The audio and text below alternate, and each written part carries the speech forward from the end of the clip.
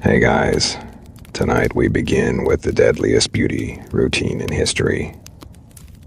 Victorian women painted arsenic on their faces, swallowed poison for pale skin, and corseted themselves until organs ruptured, all in the name of beauty that literally killed them. So, before you get comfortable, take a moment to like the video and subscribe, but only if you genuinely enjoy what I do here. And let me know in the comments where you are tuning in from and what time it is for you. It is always fascinating to see who is joining us from around the world. Now, dim the lights, maybe turn on a fan for that soft background hum, and let's ease into tonight's journey together. Think about your morning beauty routine. According to modern reality, you might apply some moisturizer, a bit of makeup, maybe style your hair. The worst thing that might happen, according to current products, is a mild allergic reaction or a bad hair day. But according to Victorian reality from roughly 1837 to 1901, your daily beauty routine was slowly poisoning you. The cosmetics you applied, according to their ingredients, contained lead, mercury, arsenic, and other toxins. The procedures you followed, according to their effects, damaged your organs, destroyed your bones, and shortened your life. And you knew, according to the tragic awareness, that these products were dangerous.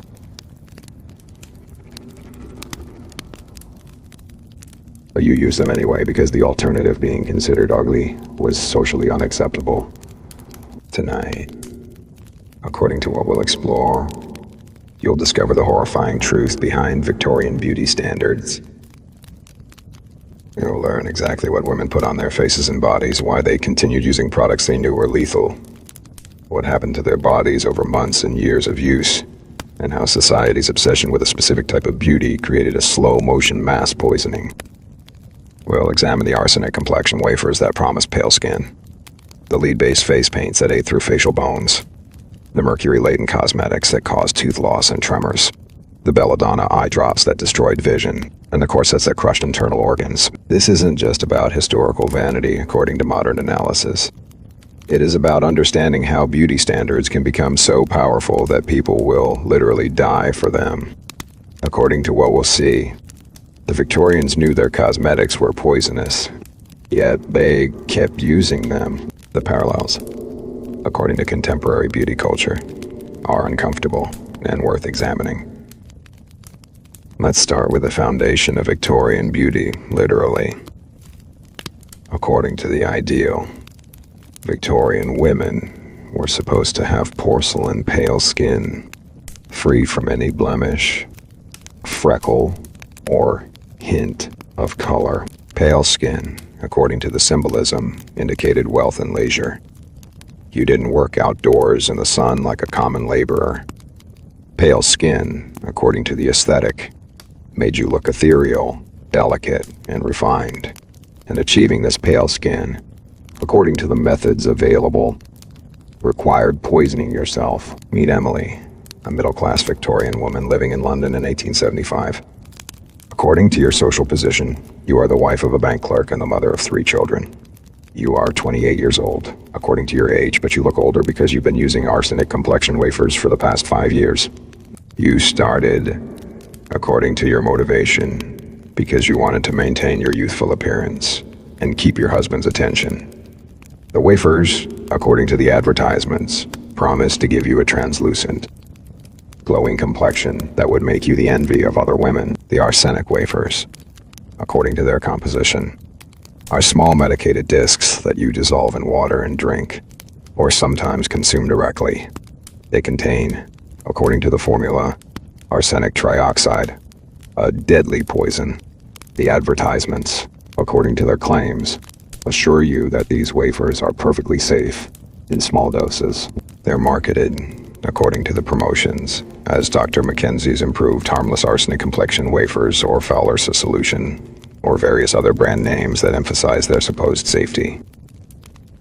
And you take them, according to the instructions, once or twice daily, at first, According to the initial effects, they seem miraculous. Your skin, according to the visible results, does become paler and seems to have a certain translucence. What is actually happening, according to the medical reality, is that arsenic is interfering with your body's production of melanin, making your skin lighter.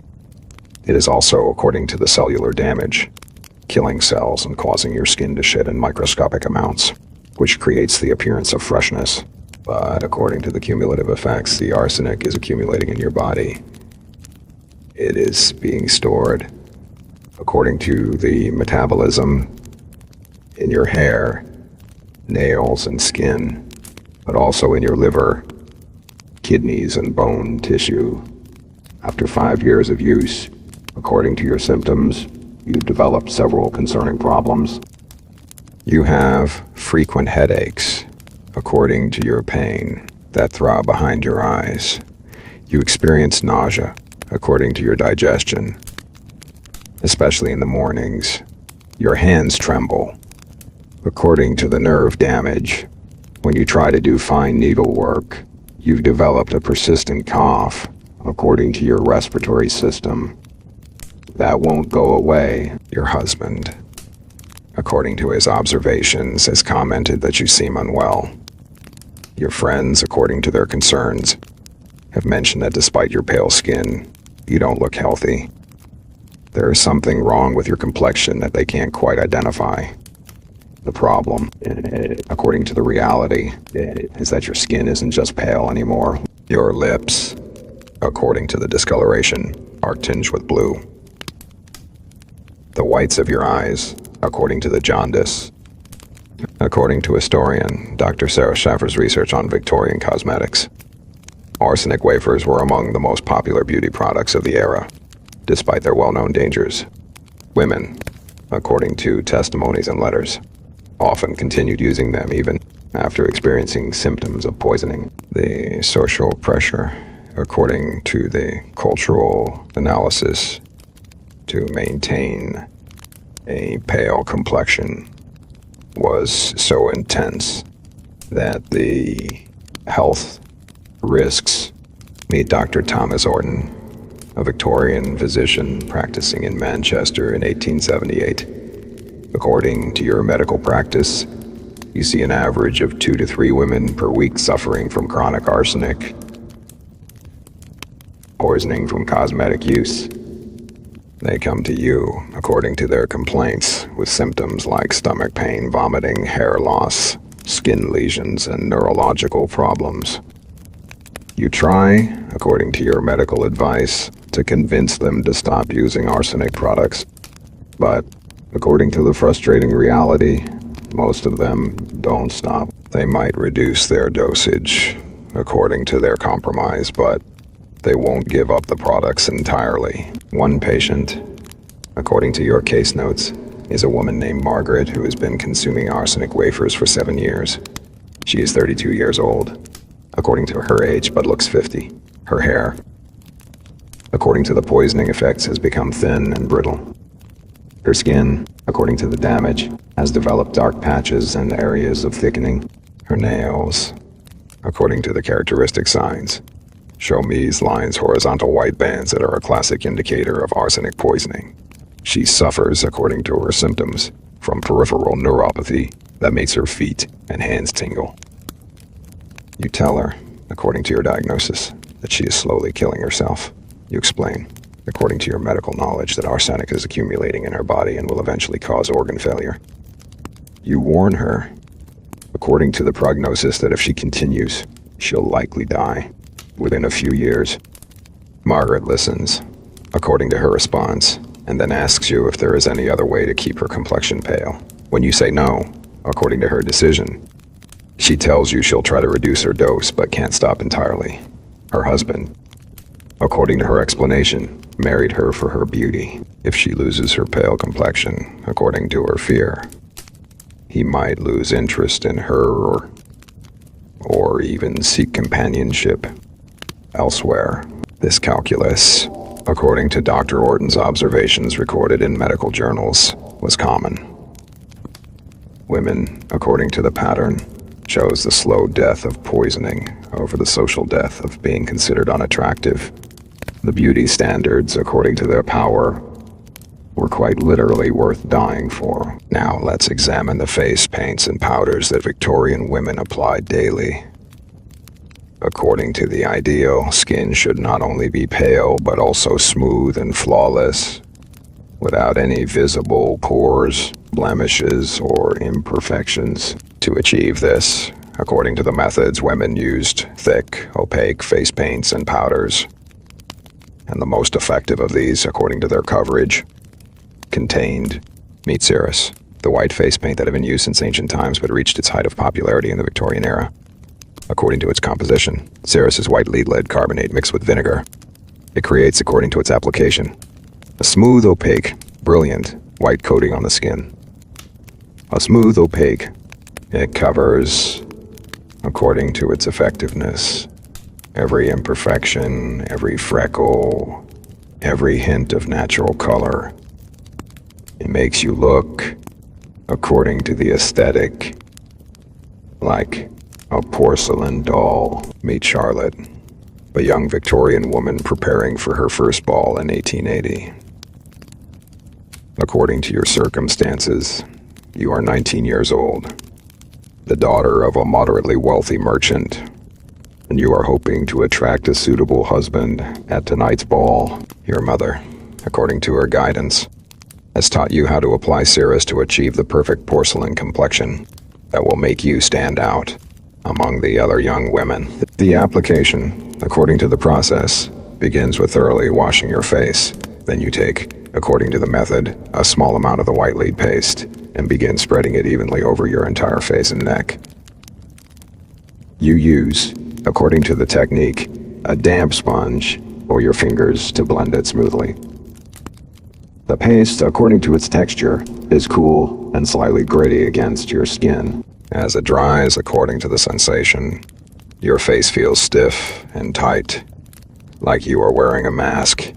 You can't, according to the limitation, make many facial expressions without cracking the paint. The effect, according to the mirror, is dramatic. Your skin looks, according to the appearance, impossibly white and smooth. Every imperfection, according to the coverage, has disappeared. You look, according to the ideal, like a living statue. For tonight's ball, according to your hopes, you'll be beautiful enough to catch the eye of a wealthy suitor. What you don't see, according to the hidden damage, is what the lead is doing to your skin beneath the paint. The lead, according to its effects, is being absorbed through your skin and into your bloodstream. It is, according to the toxicology, a cumulative poison that your body can't efficiently eliminate. With each application, according to the buildup, more lead accumulates in your bones, brain, kidneys, and other organs. The immediate effects, according to the short-term damage, include destroying the skin itself. Lead, according to its corrosive nature, damages the skin's ability to regenerate. It causes, according to the dermatological effects, the skin to become dry, flaky, and prematurely aged. Paradoxically, according to the irony, using white lead to look beautiful makes your natural skin uglier, which makes you more dependent on the white lead to cover the damage.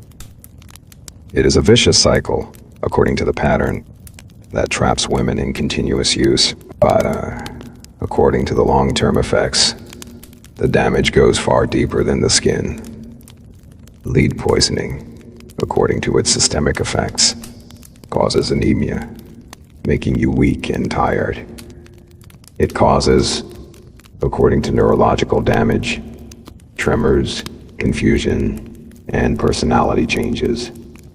It causes, according to reproductive harm, miscarriages, and stillbirth. It causes, according to the skeletal damage, bone pain and osteoporosis, and it causes, according to the ultimately fatal outcome, kidney failure and death. According to historical medical records, analyzed by Dr. Allison Matthews David, a historian of fashion and health, Victorian doctors were well aware of the dangers of lead cosmetics. Medical journals, according to published articles, regularly warned about lead poisoning from face paints. But, according to the continued use, women kept applying these products because there were no equally effective alternatives that provided the same opaque, perfect white coverage. Meet Elizabeth, a Victorian actress performing in London theaters in 1885. According to your profession, you need heavy stage makeup to be visible under the bright gaslights. The makeup, according to theatrical requirements, must be thick enough to create dramatic effects visible from the back of the theater. You use, according to your routine, massive amounts of white lead paint on your face, far more than ordinary women would use for daily wear. After 10 years, according to your career duration of nightly applications of lead paint, your health is failing.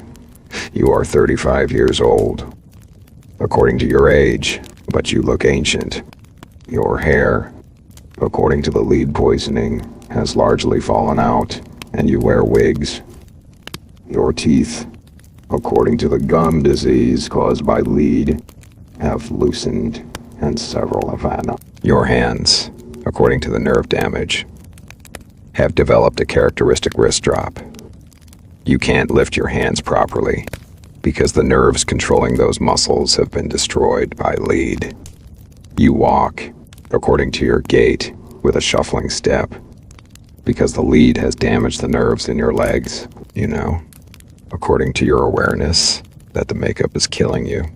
Your fellow actresses, according to the grim reality, have watched several of their colleagues die from the effects of lead poisoning. But according to your lack of choices, you continue applying it because without it, you can't perform. And without performing, according to your economic reality, you can't earn money to survive. The lead paint, according to the tragic calculation, is killing you slowly.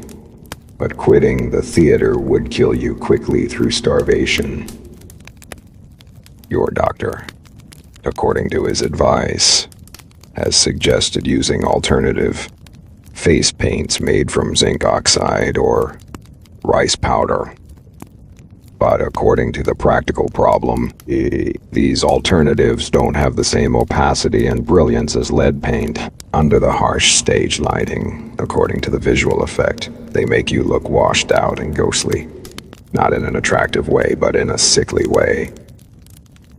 Directors, according to their preferences, prefer actresses who use the traditional lead paints because they look better on stage.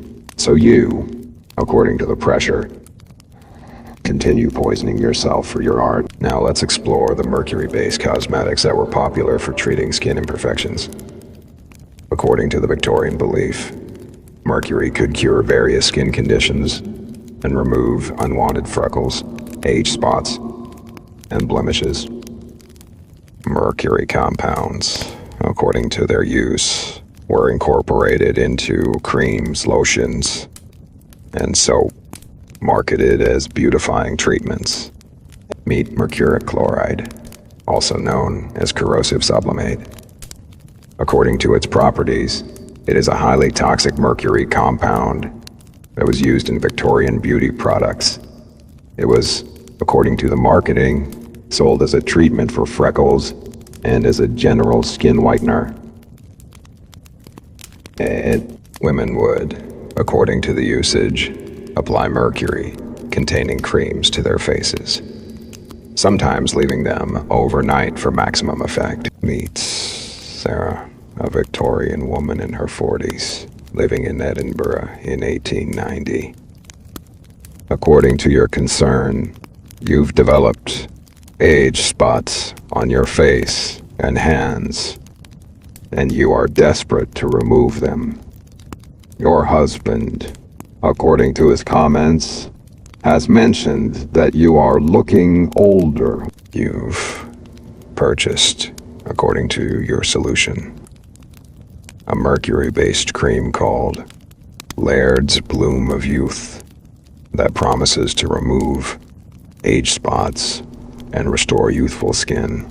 You apply the cream, according to the instructions, every night before bed. The cream, according to its sensation, has a cool, slightly metallic smell. It absorbs, according to the texture, quickly into your skin. For the first few weeks, according to the results, you are delighted. The age spots, according to their appearance, do seem to be fading. Your skin, according to the effect, looks lighter and more even toned. But according to the reality, what is happening is that the mercury is destroying the pigment-producing cells in your skin. It is not according to the truth, removing the age spots in a healthy way. It is killing the cells and damaging the skin structure. And the mercury, according to the absorption, is entering your bloodstream through your skin. After 3 months, according to the progression, you start experiencing strange symptoms. You develop, according to the oral effects, excessive salivation. Your mouth is constantly producing saliva, and you have to frequently spit or swallow. Your gums, according to the inflammation, become swollen and painful. Your teeth, according to the loosening, feel unstable. You develop, according to the tremors, a shake in your hands that makes it difficult to hold a teacup steady. Your personality, according to the neurological effects, changes. You become irritable, anxious, and prone to sudden mood swings. These symptoms, according to medical understanding, are classic signs of mercury poisoning. The excessive salivation, the tremors, according to the characteristic effect, are called hatter's shakes. The same condition that afflicted hat makers who worked with mercury compounds. The psychological changes, according to the phrase, gave rise to the expression, mad as a hatter. Your family doctor, according to his examination, recognizes mercury poisoning. When he sees your symptoms, he asks,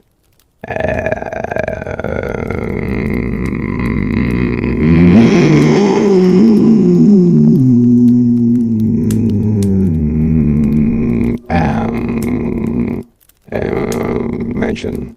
He tells you, according to his advice, to stop using it immediately and dispose of any remaining product. He warns you, according to the prognosis, that you may have permanent damage to your nervous system and that the symptoms may take months or years to fully resolve. If they resolve at all, you are devastated, according to your reaction, not just by the health news, but by the fact that you'll have to stop using the product. The age spots, according to your fear, will return. You'll look old again, according to your anxiety. The doctor, according to his response, has no good alternative to offer. There are, according to the reality, no safe and effective treatments for age spots. You can either accept your aging appearance, according to one option, or continue poisoning yourself, according to the other option. According to research by medical historian Dr. Margaret Delasey, mercury poisoning from cosmetics was common enough in the Victorian era that doctors had standard protocols for treating it. The treatment, according to medical practice, primarily consisted of stopping mercury exposure and providing supportive care for the symptoms. But according to the frustration doctors expressed in their journals, convincing women to stop using mercury cosmetics was extremely difficult. Now, let's examine one of the most dangerous Victorian beauty practices, the use of belladonna eye drops.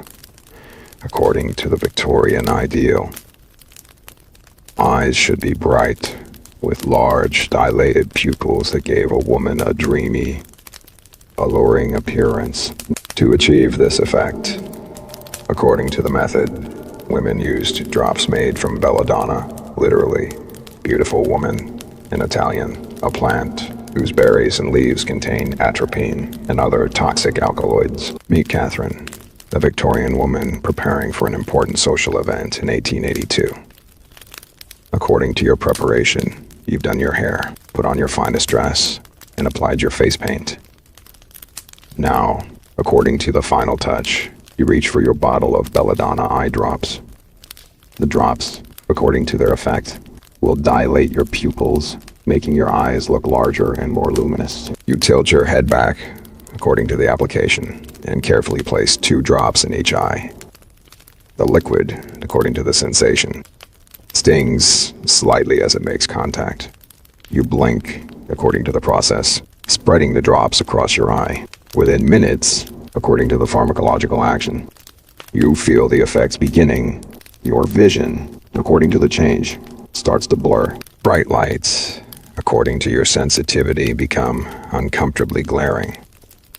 But when you look in the mirror, according to the visible result, you see that your pupils have expanded dramatically, giving you the wide-eyed, doll-like appearance that is fashionable. What is happening, according to the mechanism, is that atropine from the belladonna is blocking the nerves that normally constrict your pupils in response to light.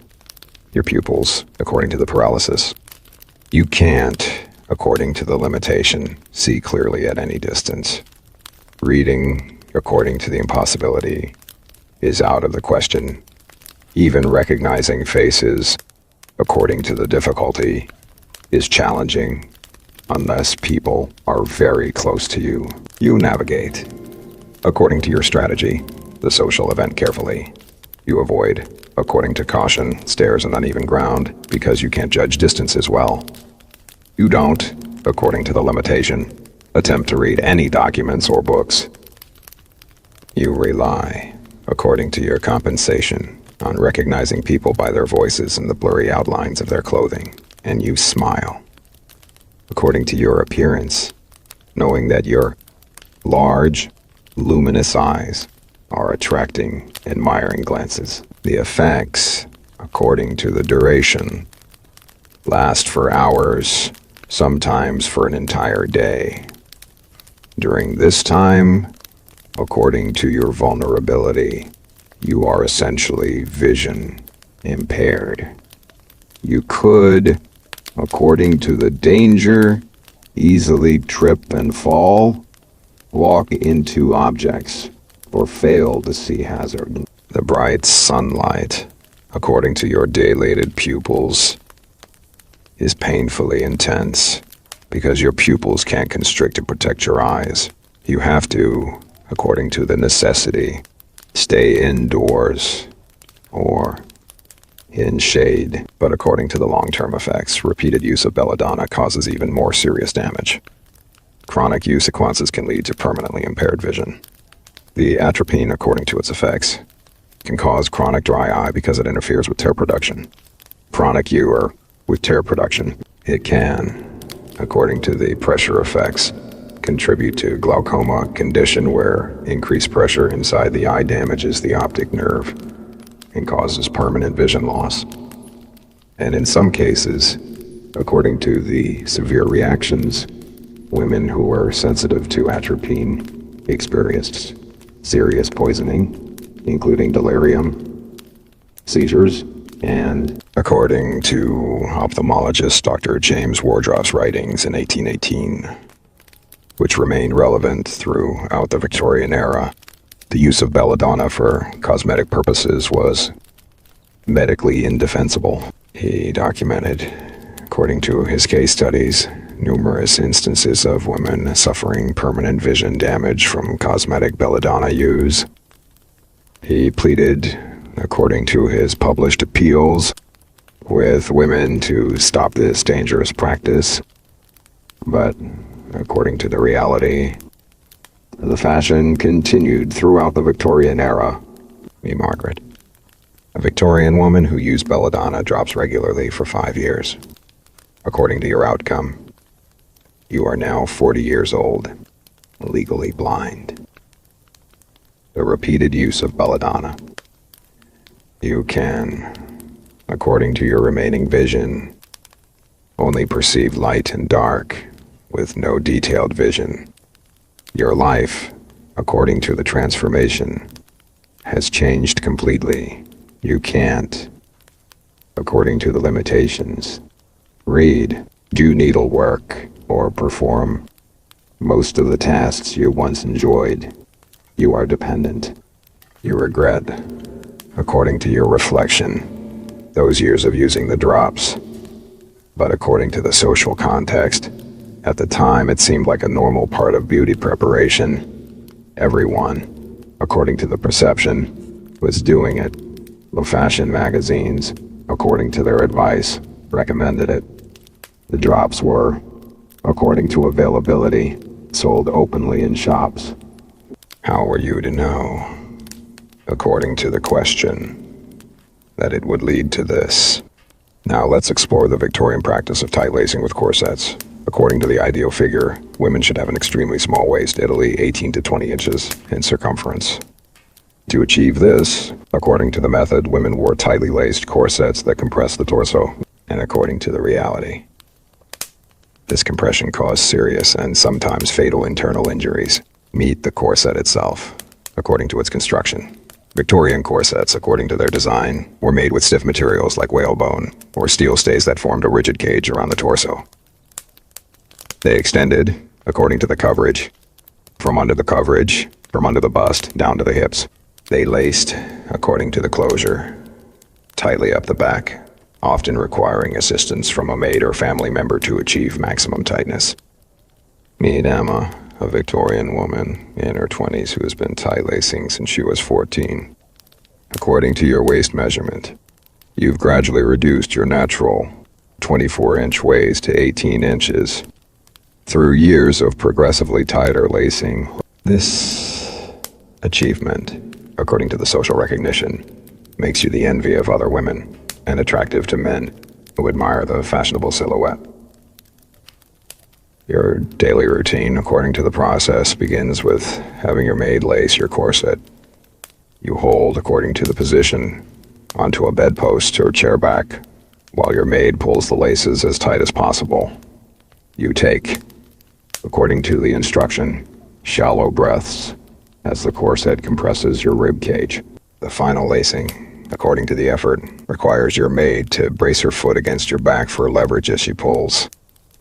When she is finished, according to the result, you can barely breathe deeply, and any attempt to bend at the waist is impossible. Throughout the day, according to the restrictions, you are unable to take full breaths.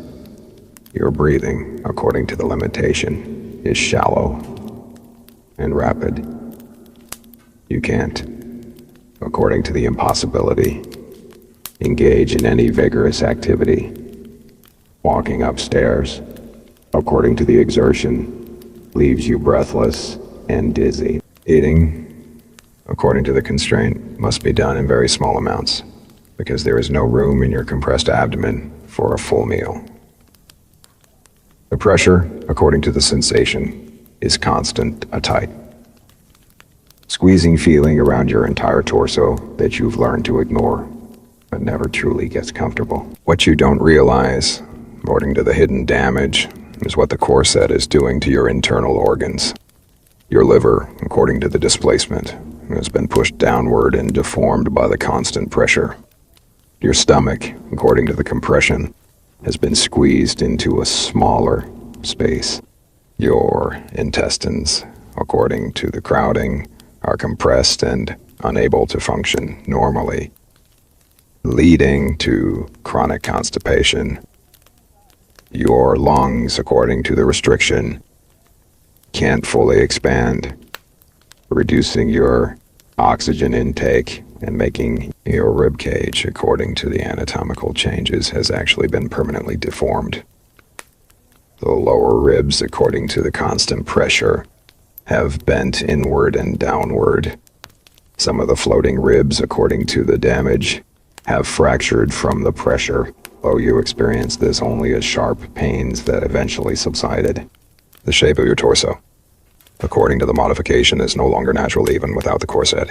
Your waist remains smaller than it would have been, not through muscle tone, but through bone deformation and organ displacement.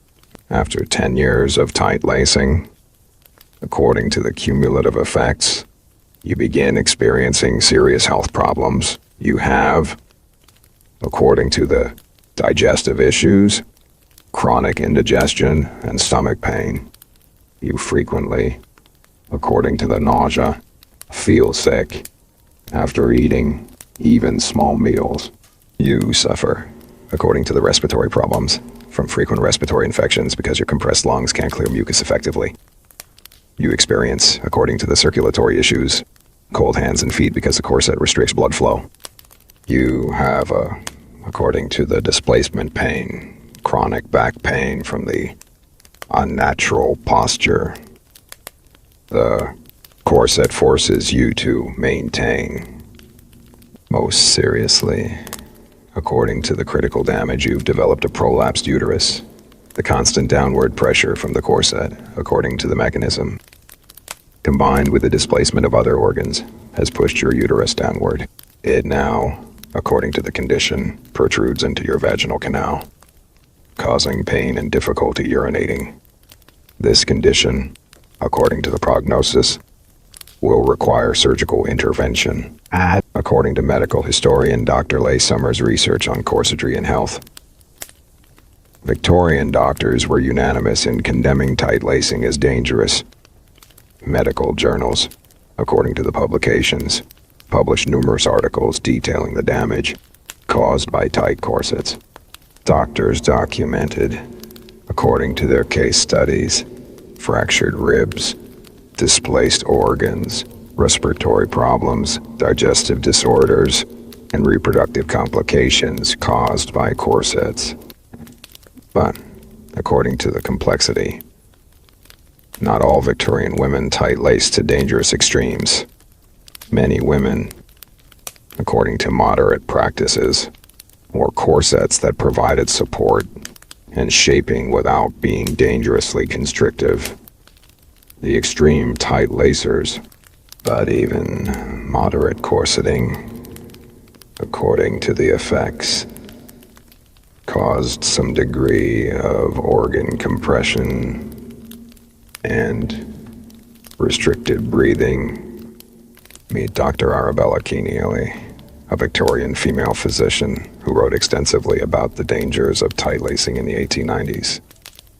According to her medical observations, she saw countless women suffering from corset-related health problems. She documented, according to her writings, cases of women who fainted frequently due to oxygen deprivation, women with chronically inflamed livers from compression, and women who died from complications related to organ displacement. Dr. Keneally argued, according to her position, that the beauty standard requiring tiny waists was forcing women to damage their bodies. She pointed out, according to her logic, that the organs compressed by tight lacing were the very organs necessary for women's health and for bearing children. The practice, according to her analysis, was undermining women's health and their ability to produce healthy children. But according to the resistance she faced, Dr. Keneally's warnings were often dismissed. Fashion magazines, according to their response, argued that tight lacing was necessary for elegance and beauty. Some writers, according to the counter-arguments, claimed that the health complaints were exaggerated or that any problems were due to improper corset fit rather than corsetting itself. Women, according to the testimonials published in magazines, wrote letters claiming they'd tight-laced for years with no problems. The truth, according to medical evidence, was that the damage from tight lacing was often invisible or attributed to other causes. A woman might not realize, according to the delayed recognition, that her chronic digestive problems or breathing difficulties were caused by her corset. Or she might, according to the normalization. Consider these problems a normal part of being a woman rather than a consequence of a dangerous practice. Now let's examine the toxic dyes used in Victorian clothing and accessories, particularly the arsenic-based greens that were wildly fashionable and wildly poisonous, according to the chemistry. In 1814, a chemical dye called Steele's green was invented, containing copper arsenite. Later, in 1822, an even brighter green called emerald green or Paris green was created, containing copper acetoarsenite. These greens, according to their popularity, became the most fashionable colors of the Victorian era, used in everything from dresses to wallpaper to artificial flowers. Meet Matilda Schurer, a real Victorian woman who worked in a London factory, making artificial flowers in 1861. According to your job, you spend your days handling leaves and petals that have been dyed with brilliant green arsenic. You dust, according to the process, the petals with green powder to make them more realistic looking. You breathe the environment, air filled with arsenic dust. You eat your lunch, according to the workplace, without properly washing your hands, which are stained green from the dye. After working at the factory for several months, according to the poisoning progression, you become ill. You develop, according to the symptoms, severe vomiting and diarrhea. Your skin, according to the evidence, has taken on a greenish tinge from the arsenic absorption. You experience, according to the pain, terrible abdominal cramping. You are, according to the condition, too sick to work. You are taken to the hospital, according to the emergency. But the doctors can't save you. The arsenic poisoning, according to its severity, is too advanced. You die, according to the tragic outcome, in agony at the age of 19. Your body, according to the postmortem, is literally saturated with arsenic. Your death, according to its impact, causes a sensation in London. The newspapers, according to the coverage, report on the case extensively. The coroner's inquest, according to the findings, confirms that you died of arsenic poisoning from the artificial flower dyes. Social reformers, according to their advocacy, seize on your case to campaign for better workplace safety and regulation of arsenic dyes. But according to the limited change, while your death raised awareness, arsenic dyes remained in use for decades afterward. The colors, according to the aesthetic appeal, were too beautiful and too profitable to abandon easily. Manufacturers, according to their economic interests, resisted calls for bans or restrictions.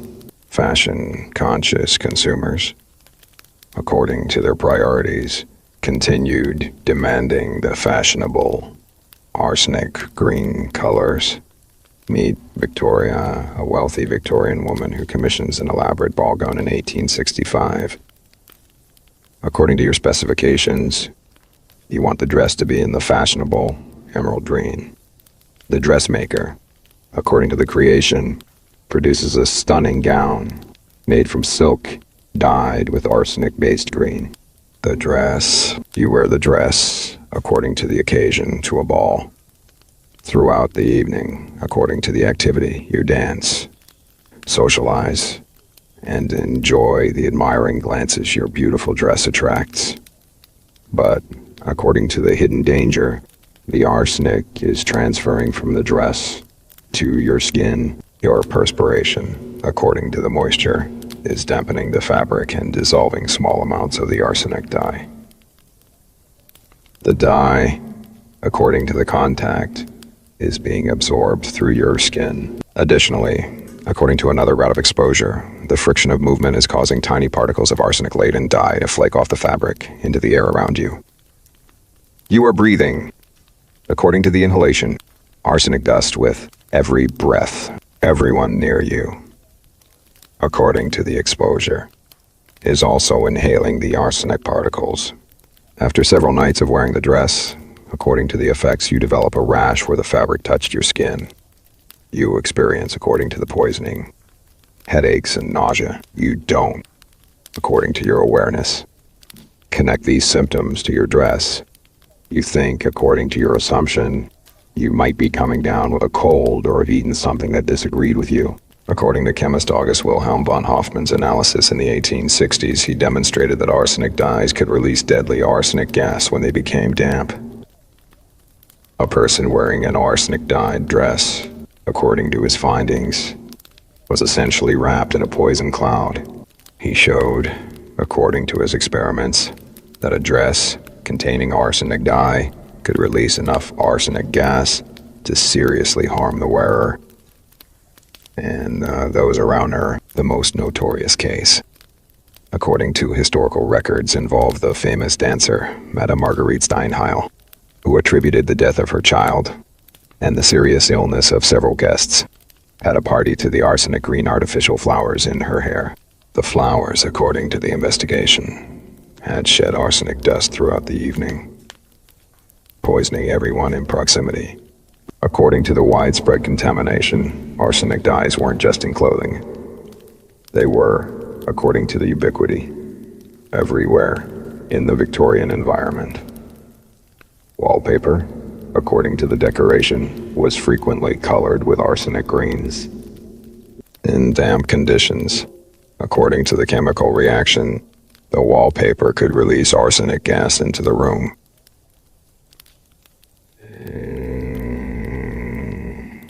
And Napoleon Bonaparte, according to one famous theory, may have been killed by arsenic green wallpaper during his exile on St. Helena.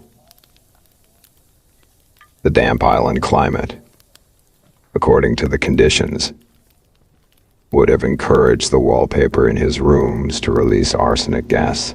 His symptoms before death, according to the analysis, were consistent with chronic arsenic poisoning. Artificial flowers, according to the fashion, were often dyed with arsenic greens and were popular as hair ornaments and decorations. Women wore, according to the style, wreaths, arsenic green leaves in their hair. Children played, according to the toys, with dolls dressed in arsenic-dyed clothes and surrounded by arsenic-dyed artificial flowers. Sweets and candies, according to the shocking practice, were sometimes colored with arsenic-based dyes to create attractive green colors. Children, according to the consumption, were eating arsenic-dyed candy. The practice, according to the outrage when it was exposed, scandalized Victorian society, but it took years of campaigning to get it stopped. Now let's examine another deadly Victorian beauty practice: the use of mercury and lead-based hair dyes. According to the fashion, gray hair was considered aging and unattractive. Women and men, according to their vanity, sought to cover gray hair with dyes. And the most effective dyes, according to their results, contained toxic metals. Meat hair dyes containing lead acetate, commonly called sugar of lead, according to the formulation. These dyes were applied to the hair and gradually darkened gray hair to brown or black through a chemical reaction between the lead and sulfur proteins in the hair. The dyes, according to the marketing, were sold under names like Grecian formula or as various hair restorers. Meet James, a Victorian gentleman in his 50s who has been using lead-based hair dye for 5 years. According to your motivation, you want to maintain a youthful appearance for your business dealings. Gray hair, according to your belief, makes you look old and past your prime. The lead-based dye, according to the results, has effectively covered your gray, giving you a full head of dark hair. But, according to the exposure, the lead from the dye is being absorbed through your scalp. Lead acetate, according to its solubility, it dissolves readily and passes through the skin with each application. According to the accumulation, more lead enters your body. And you develop, according to the symptoms, chronic fatigue and weakness. You have, according to the pain, frequent headaches and abdominal discomfort. Your personality, according to the changes, has shifted. You've become more irritable, and your memory isn't as sharp as it used to be. Your hands, according to the tremor, have developed a slight shake. You experience, according to the anemia, paleness and shortness of breath with minimal exertion. Your physician, according to his examination, is puzzled by your constellation of symptoms until he asks about your hair dye. When you mention the lead-based product, according to his diagnosis, he immediately identifies the problem. You have, according to the medical conclusion, chronic lead poisoning from your hair dye. He advises you, according to the treatment, to stop using the dye immediately. But according to the damage, some of the effects may be permanent, particularly the neurological changes. According to toxicologist Dr. Alfred Swain Taylor's research in the Victorian era, he documented numerous cases of poisoning from lead-based hair dyes. He warned, according to his publications, that the absorption of lead through the scalp was dangerous and could lead to serious systemic poisoning. But, according to the continued sales, lead-based hair dyes remained popular because they were more effective than safer alternatives. Now let's examine another dangerous Victorian beauty practice, the use of antimony-based cosmetics. According to the historical use, antimony, the toxic metalloid element, had been used in cosmetics since ancient times, but continued in use throughout the Victorian era. Antimony compounds, according to their cosmetic applications, were used to darken eyebrows and eyelashes, and were sometimes taken internally as beauty tonics. Meet antimony sulfide, known as coal or coal, used to darken the eyes. According to the application, women would apply antimony-based preparations to their eyelids and lashes to create a dark, dramatic eye appearance. The practice, according to its origins, came from Middle Eastern traditions but was adopted by fashionable Victorian women seeking exotic beauty looks. Meet Sophia, a Victorian woman in her 30s who regularly uses antimony coal on her eyes. The dark coal, according to the contrast, creates a striking appearance against your pale face.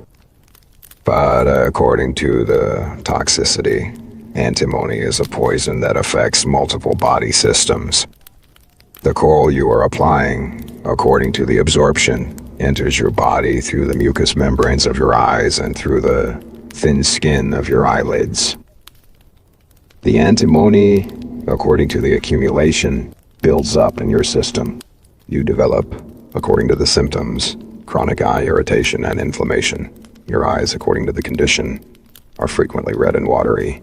You experience, according to the pain, a gritty, burning sensation in your eyes. Your vision, according to the impact, has become slightly blurry. You develop, according to the systemic effects, headaches and nausea. Your skin, according to the rashes, breaks out in pustules around your eyes and on other parts of your face. The antimony, according to its effects on your heart, is also causing cardiac problems. You experience, according to the symptoms, irregular heartbeats and chest pains. You feel, according to the weakness, fatigued and short of breath even with minimal exertion. These cardiac effects, according to the danger, could potentially be fatal. Your physician, according to his examination, recognizes antimony poisoning when he sees the characteristic eye inflammation combined with the skin eruptions and cardiac symptoms.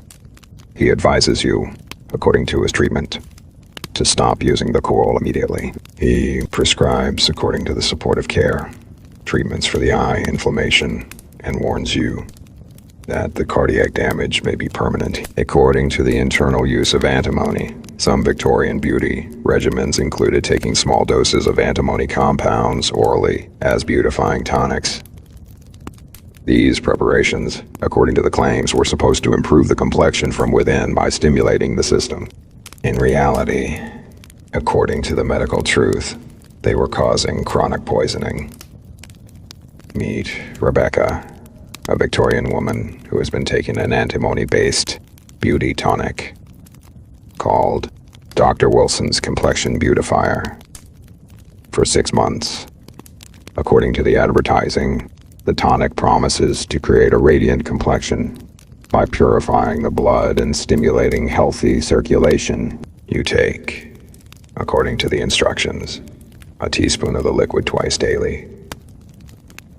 The tonic, according to its composition, contains antimony potassium tartrate, also known as tartaremetic. This compound, according to its medical use, is sometimes prescribed by doctors in very small doses as an expectorant or to induce vomiting. But, according to the beauty tonic, the dose is higher than medically appropriate. And you are taking it daily for months. After 6 months, according to the effects, you are seriously ill. You experience, according to the symptoms, constant nausea and vomiting. You have, according to the pain, severe abdominal cramping. You've developed, according to the damage, gastritis, inflammation of the stomach lining. You have, according to the bleeding, bloody stools from intestinal ulceration. You've lost, according to the wasting, significant weight because you can't keep food down. Your heart, according to the cardiac effects, is also affected. You experience, according to the disturbance, rapid, irregular heartbeats. Your blood pressure, according to the cardiovascular changes, has become unstable. You feel, according to the symptoms, dizzy and faint frequently. The antimony, according to its mechanism, is directly toxic to heart muscle. Your doctor, according to his horror, is appalled when he discovers you've been taking an antimony compound as a beauty tonic. He tells you, according to his prognosis, that you have severe antimony poisoning and that the damage to your stomach and intestines may be permanent. He advises you, according to his treatment, to stop the tonic immediately and prescribe supportive care. But, according to the reality, some of the damage can't be undone. Now let's examine the use of bismuth compounds in Victorian cosmetics. According to their use, bismuth salts were used to create white face powders and to treat various skin conditions. Bismuth subnitrate, according to its properties, created a pearly white color and was less toxic than lead, making it seem like a safer alternative. However, according to the reality, bismuth compounds could still cause serious health problems. Meet bismuth face powders, marketed as a safer alternative to lead-based products. According to the advertising, these powders claim to provide beautiful pale color without the dangers of lead. Many women, according to the switch, changed from lead-based products to bismuth-based ones. Meet Lydia, a Victorian woman who has been using bismuth face powder for 2 years. According to your belief, you think you are being health conscious by using bismuth instead of lead. The powder, according to its performance, gives you a lovely pale, slightly iridescent complexion. You apply it, according to your routine, generously every day.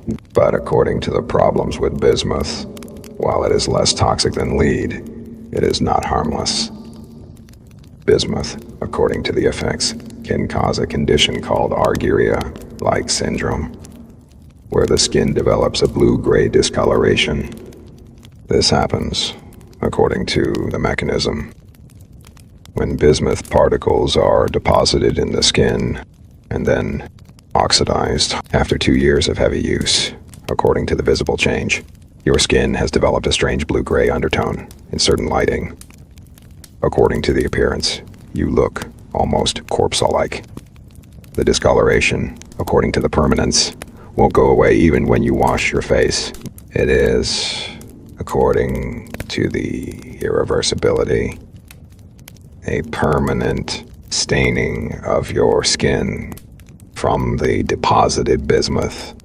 You are horrified, according to your reaction, by this discoloration. You try. According to your attempts to cover it with more powder, you've traded, according to the irony, one cosmetic problem for another. In trying to maintain a pale complexion without lead poisoning, you've permanently discolored your skin with bismuth. According to the medical complications, bismuth can also cause more serious systemic effects. High levels of bismuth exposure, according to the toxicity, can cause kidney damage, neurological problems including confusion and difficulty coordinating movements, and in severe cases a condition called bismuth encephalopathy, bismuth poisoning affecting the brain. Now, let's examine the dangerous practice of using nitric acid and other corrosive substances to remove freckles and age spots.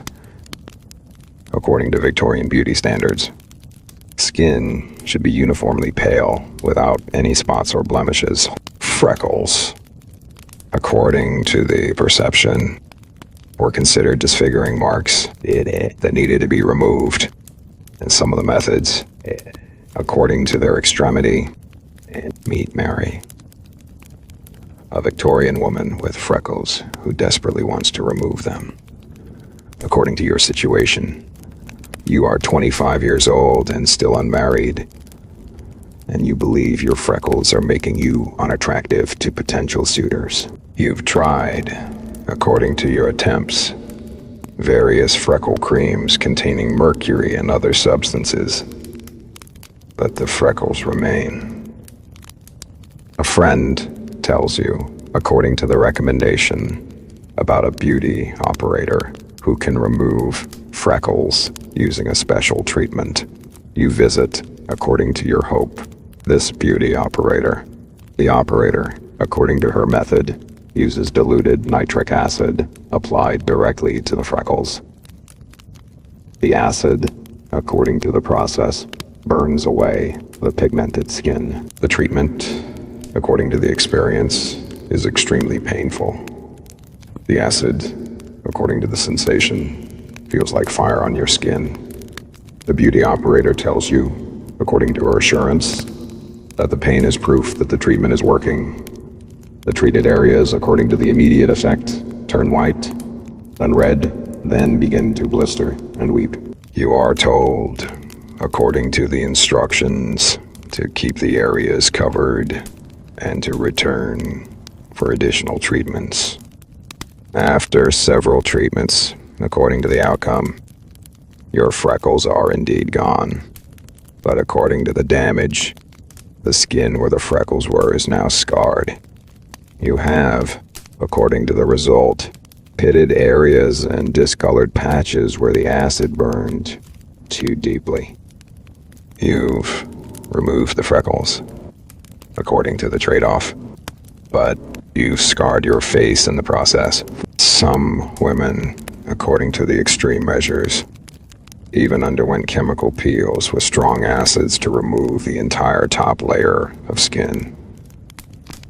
The theory, according to the logic, was that removing the damaged, aged skin would reveal fresh, young skin beneath.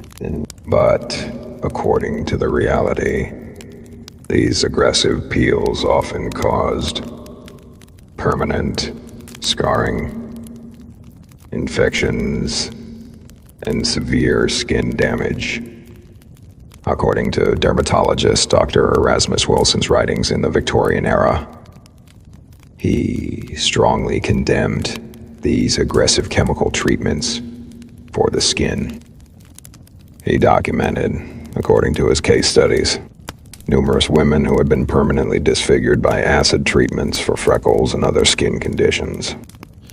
He argued, according to his position, that the skin's natural protective function should not be deliberately destroyed for cosmetic purposes. Now let's explore the Victorian use of laudanum and other opiate-based products for beauty purposes. According to the practice, some Victorian women used opiates internally to achieve a languid, dreamy appearance that was considered attractive. The opiates, according to their effects, cause dilated pupils, flushed skin, and a relaxed sensual demeanor. Meet laudanum, a tincture of opium dissolved in alcohol that was widely available in Victorian England. According to its legal status, laudanum could be purchased without prescription from any pharmacist or general store. It was, according to common use, taken for pain relief, as a sleep aid, and for various medical complaints. But, according to the cosmetic use, some women also used it to create a particular aesthetic appearance.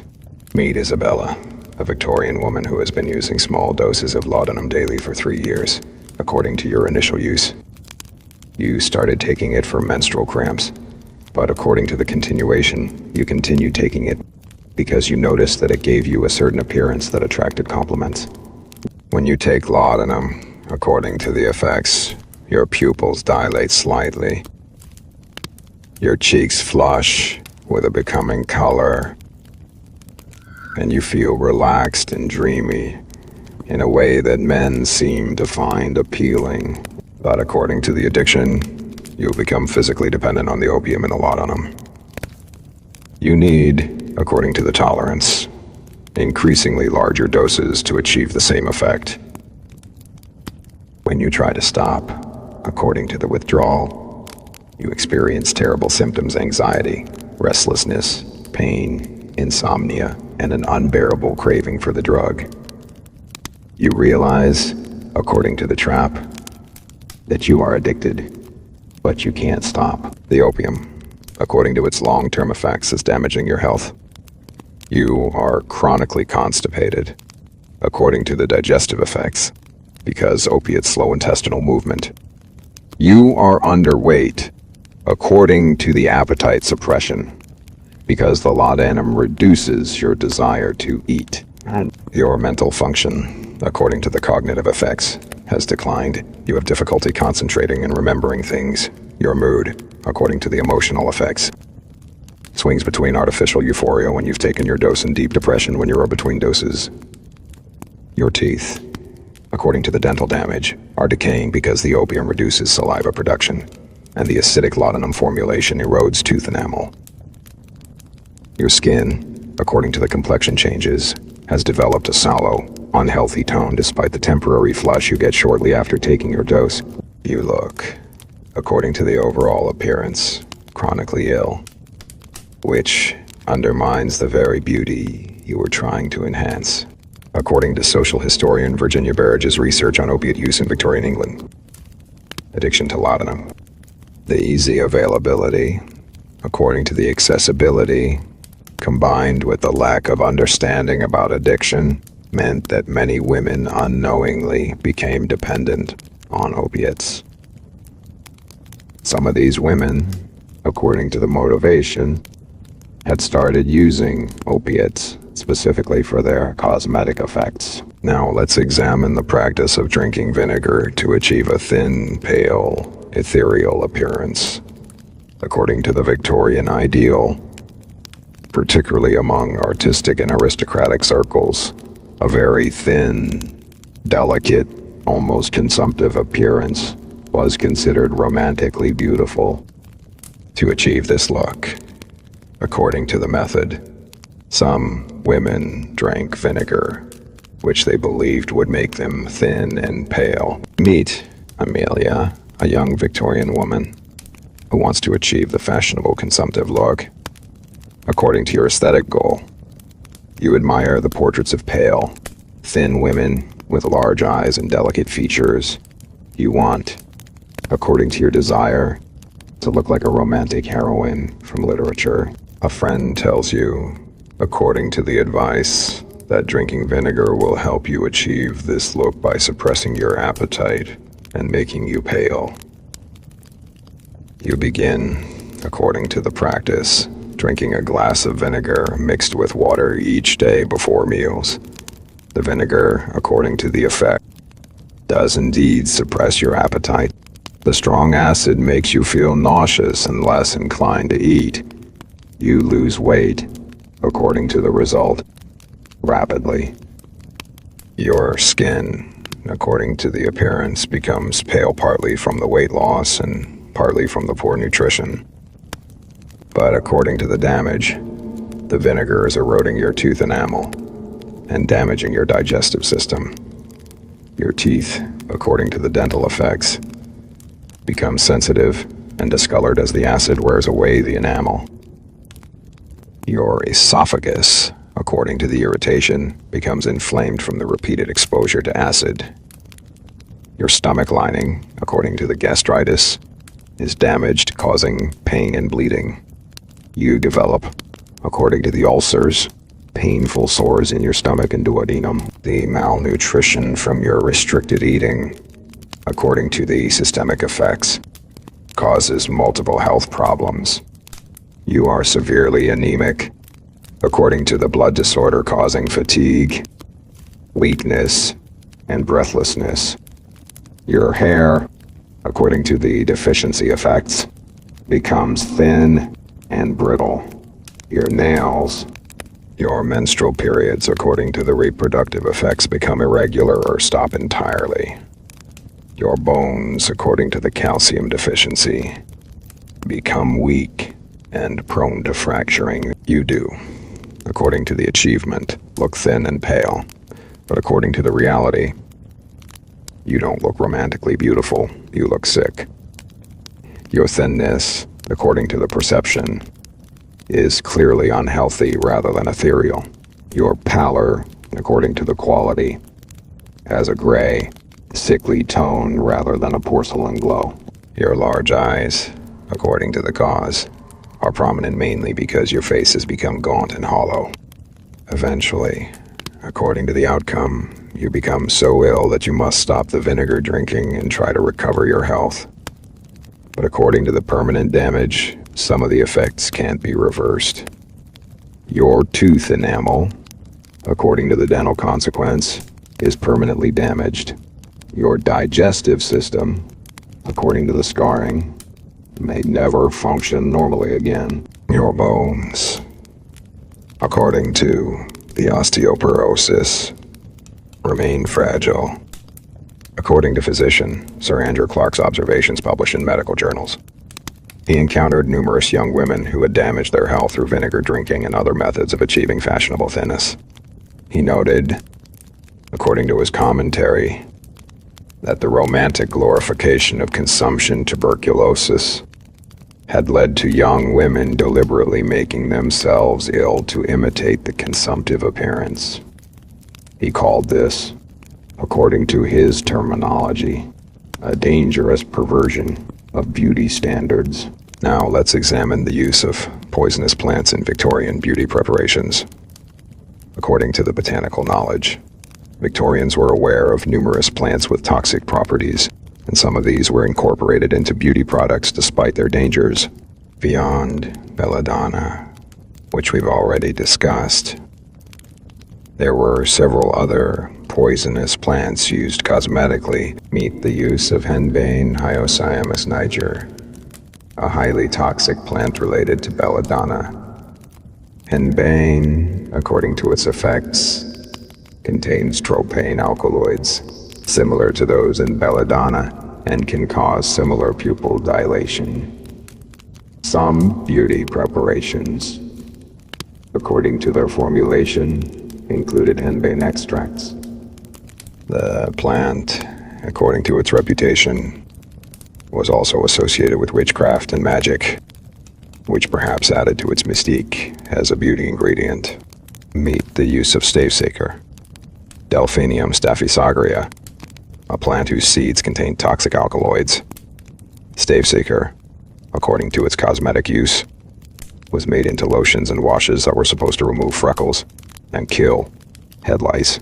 The alkaloids, according to their toxicity, could cause skin irritation, burns, and if absorbed in sufficient quantity, systemic poisoning with symptoms including nausea, vomiting, and cardiac arrhythmias. Meet Harriet, a Victorian woman who uses a stavesacre lotion to treat her freckles. According to the application, you apply the lotion to your freckled areas daily. The lotion, according to the sensation, causes a burning, tingling feeling that you interpret as the treatment working. After several weeks, according to the effects, your freckles have indeed faded somewhat. But according to the side effects, the skin where you applied the lotion has become red, irritated, and hypersensitive. You've developed, according to the reaction, a rash that spreads beyond the treated areas. The alkaloids from the stavesacre, according to the absorption, have entered your system through your skin. You experience, according to the symptoms, nausea and dizziness. Your heart, according to the cardiac effects, beats irregularly. You feel, according to the sensation, a numbness. Your doctor, according to his diagnosis, recognizes plant poisoning when he hears that you've been using stavesacre. He advises you, according to the treatment, to stop using it immediately. According to the broader pattern, Victorian beauty culture included numerous plant-based preparations that range from mildly irritating to seriously poisonous. Many of these preparations, according to their marketing, emphasize their natural origins as if being natural automatically made them safe. But according to the reality, natural doesn't mean safe. Some of the most potent poisons are entirely natural.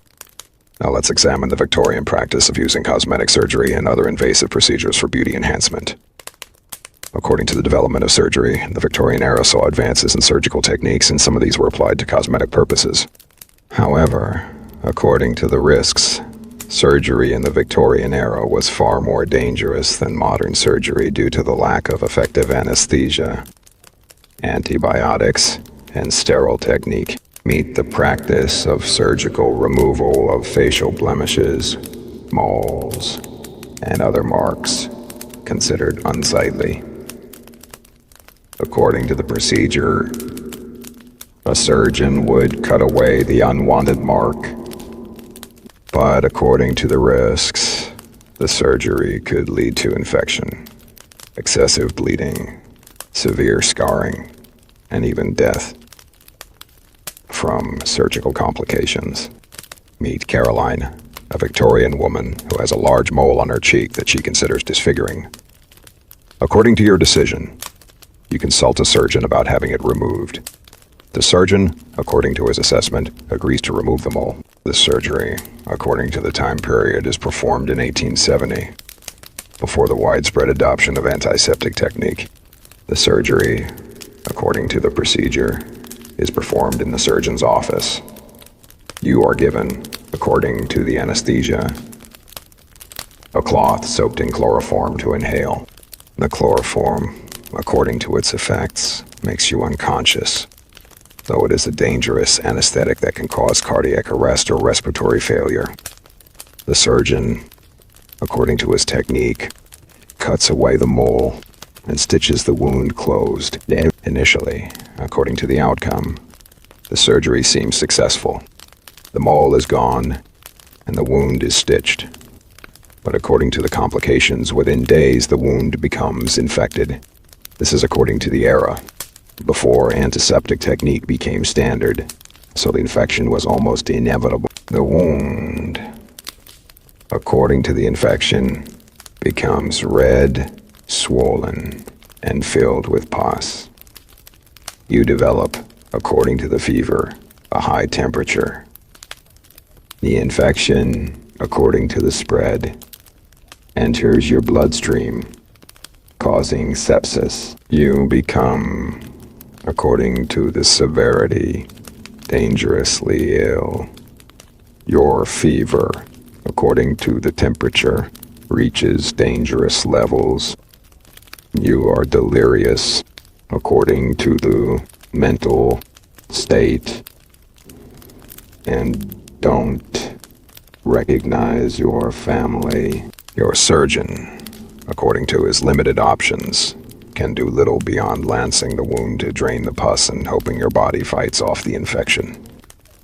Antibiotics, according to the timeline, don't exist yet.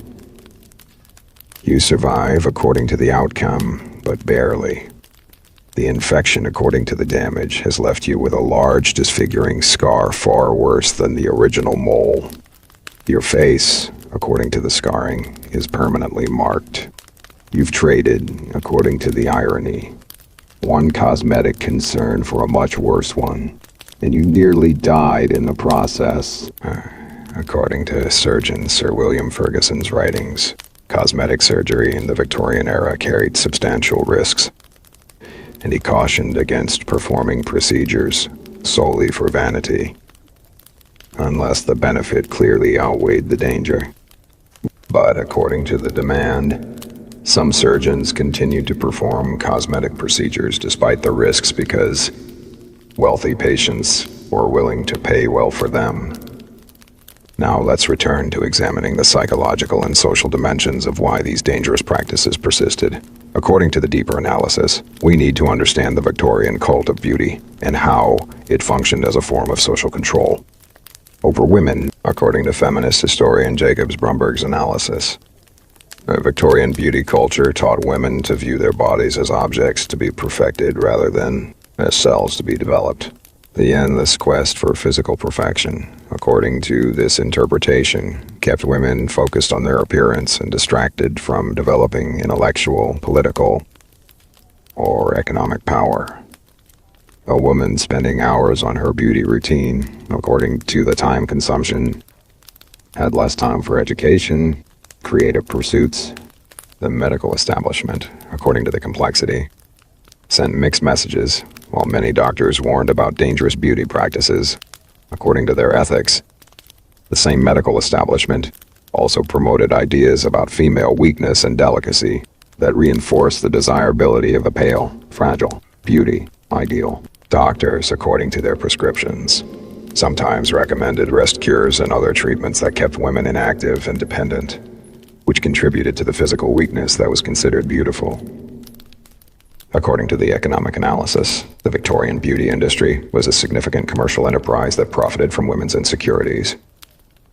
Manufacturers, according to their interests, had strong financial incentives to create and maintain beauty standards that required expensive products to achieve. The more difficult and artificial the beauty standard, according to the logic, the more products women needed to purchase.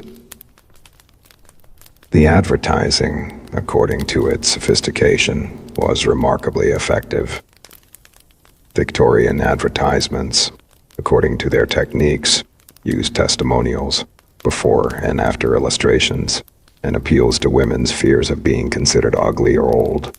They created, according to the messaging, anxiety about natural aging, skin imperfections, and body shape.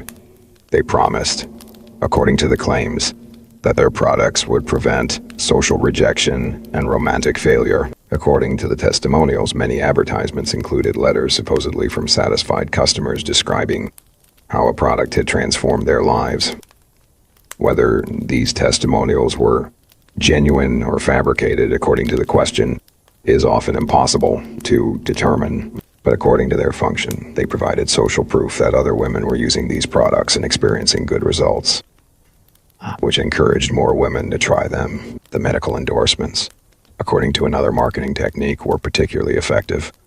Products would claim, according to the advertising, to be doctor-approved or recommended by physicians, or to be based on scientific principles. These claims, according to their persuasiveness, gave the products an air of legitimacy and safety even when they contained dangerous ingredients. According to the magazines and periodicals, Victorian women's publications both reflected and shaped beauty standards. They published, according to their content, articles about beauty routines, advertisements for beauty products, and fashion plates showing the ideal appearance. They created, according to their influence, a constant drumbeat of messaging about the importance of beauty and the methods to achieve it. The circulation, according to the reach of these publications, meant that beauty standards and practices spread rapidly across the English-speaking world. According to the international dimension, Victorian British beauty standards and products were exported throughout the British Empire and beyond. Women in the colonies according to the cultural imperialism. We're taught that British beauty standards represented civilization and refinement. Local traditional beauty practices, according to the dismissal, were often denigrated as primitive. The adoption of British beauty standards, according to the tragic irony, meant that women worldwide were poisoning themselves with British cosmetics. Meet Lakshmi, an Indian woman during the Victorian era who has been educated in British schools and has absorbed British beauty standards. According to the cultural pressure, you feel that your naturally darker skin is inferior to British paleness. You begin, according to your attempts, using British imported skin lightening products containing mercury and arsenic. You are, according to the colonization of beauty standards, poisoning yourself to look more like your colonizers. The damage, according to the breadth, extended far beyond Britain. Victorian beauty standards and their accompanying dangers, according to the global spread, affected women on every continent where British influence reached. The arsenic, lead, and mercury, according to the international poisoning, damaged women's health worldwide. According to the resistance, there were voices that spoke out against dangerous beauty practices. Some feminists, according to their advocacy, argued that the beauty industry was exploiting and harming women. Some doctors, according to their ethics, published warnings and campaigned for regulation. Some social reformers, according to their broader agenda, connected beauty industry exploitation but according to the powerful opposition, these voices faced intense resistance from the beauty industry, from cultural conservatives who felt that beauty and femininity were being attacked, and even from many women who defended their right to use beauty products despite the risks. The change, according to its pace, came slowly and incompletely. Now let's examine the broader social and economic forces that kept these poisonous beauty practices alive despite known dangers. According to the analysis, Victorian women weren't stupid or ignorant. They knew, according to the information available, that many of these products and practices were dangerous. Medical journals warned about them. Newspapers reported deaths and illnesses, and women shared stories of health problems among themselves. So why did they continue? According to the social pressure, the answer lies in understanding how powerful beauty standards were in determining a woman's entire life trajectory. In Victorian society, according to the reality, a woman's primary purpose was considered to be marriage and motherhood.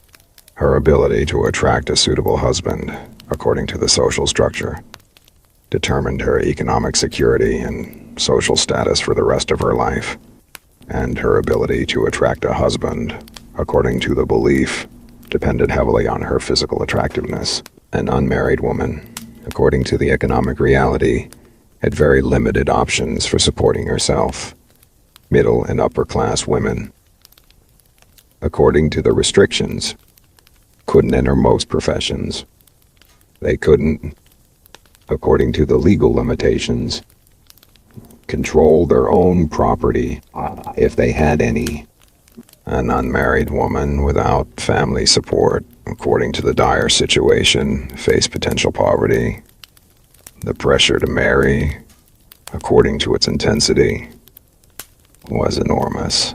And marriage, according to the market dynamics, was competitive. There were, according to the demographics, more marriageable women than available men of suitable social class. You were, according to the reality, competing against other women for a limited pool of potential husbands.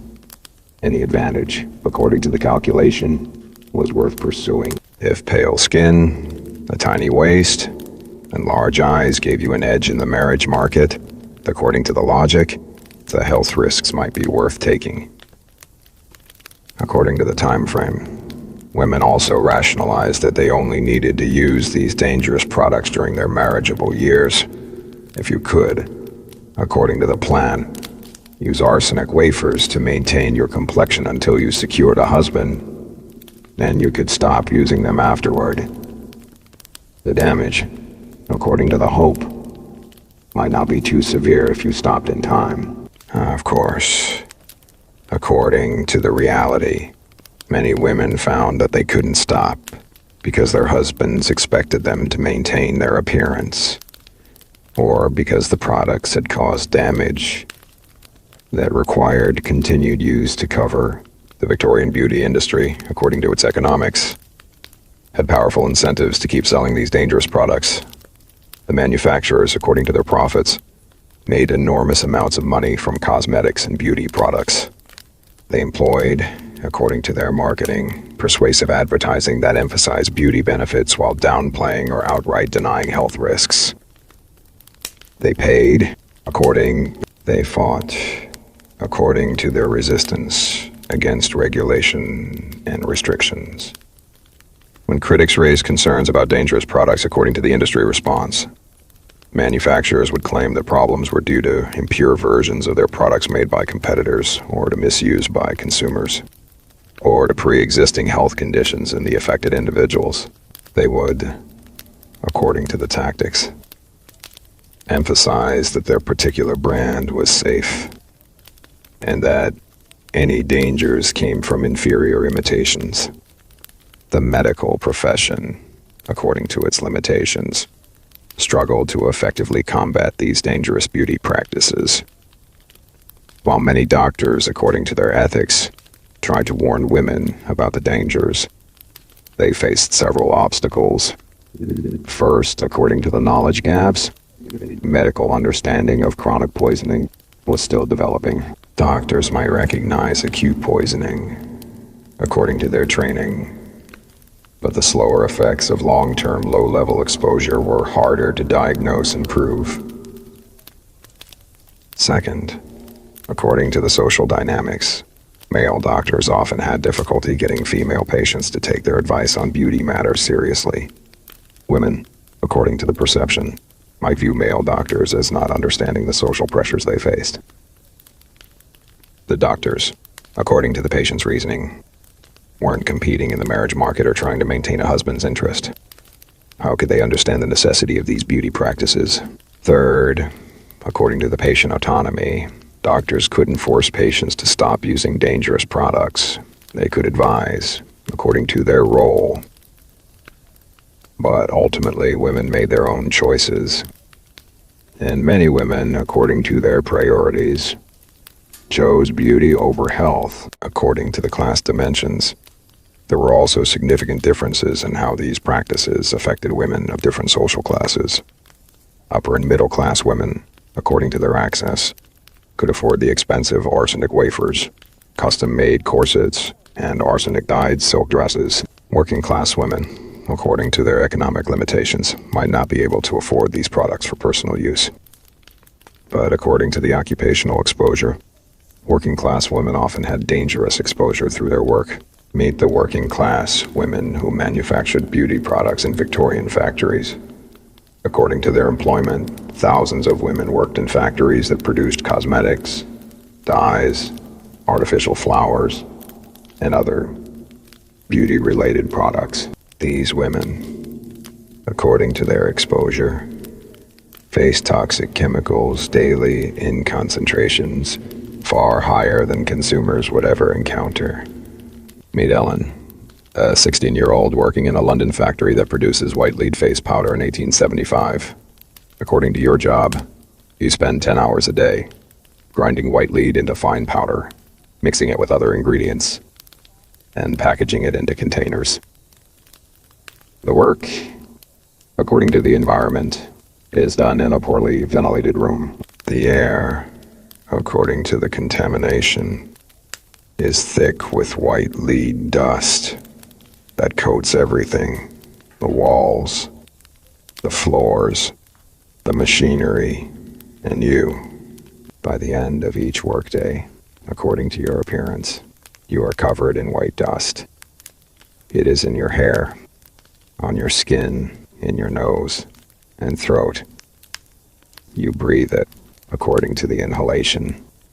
With every breath, you ingest it. according to the hand-to-mouth transfer, when you eat your lunch with hands that can never be fully cleaned of the lead dust. The dust settles, according to the contamination, on your food before you can eat it. After a year of this work, according to the poisoning progression, you are seriously ill. You've developed, according to the symptoms, severe anemia that makes you pale and constantly exhausted. You have, according to the abdominal pain, terrible cramping and constipation. Your wrists, according to the nerve damage, have started to drop. You can't lift your hands properly. This wrist drop, according to its significance, is a classic sign of lead poisoning. Your gums, according to the oral effects, have developed a blue line along the edges. Another characteristic sign of lead exposure. You are too sick, according to your condition, to continue working. Your employer, according to the responsibility, provides no compensation or medical care. You are simply dismissed, according to the callousness, and another young woman is hired to take your place. You return home, according to your fate, to die slowly from lead poisoning at age 17.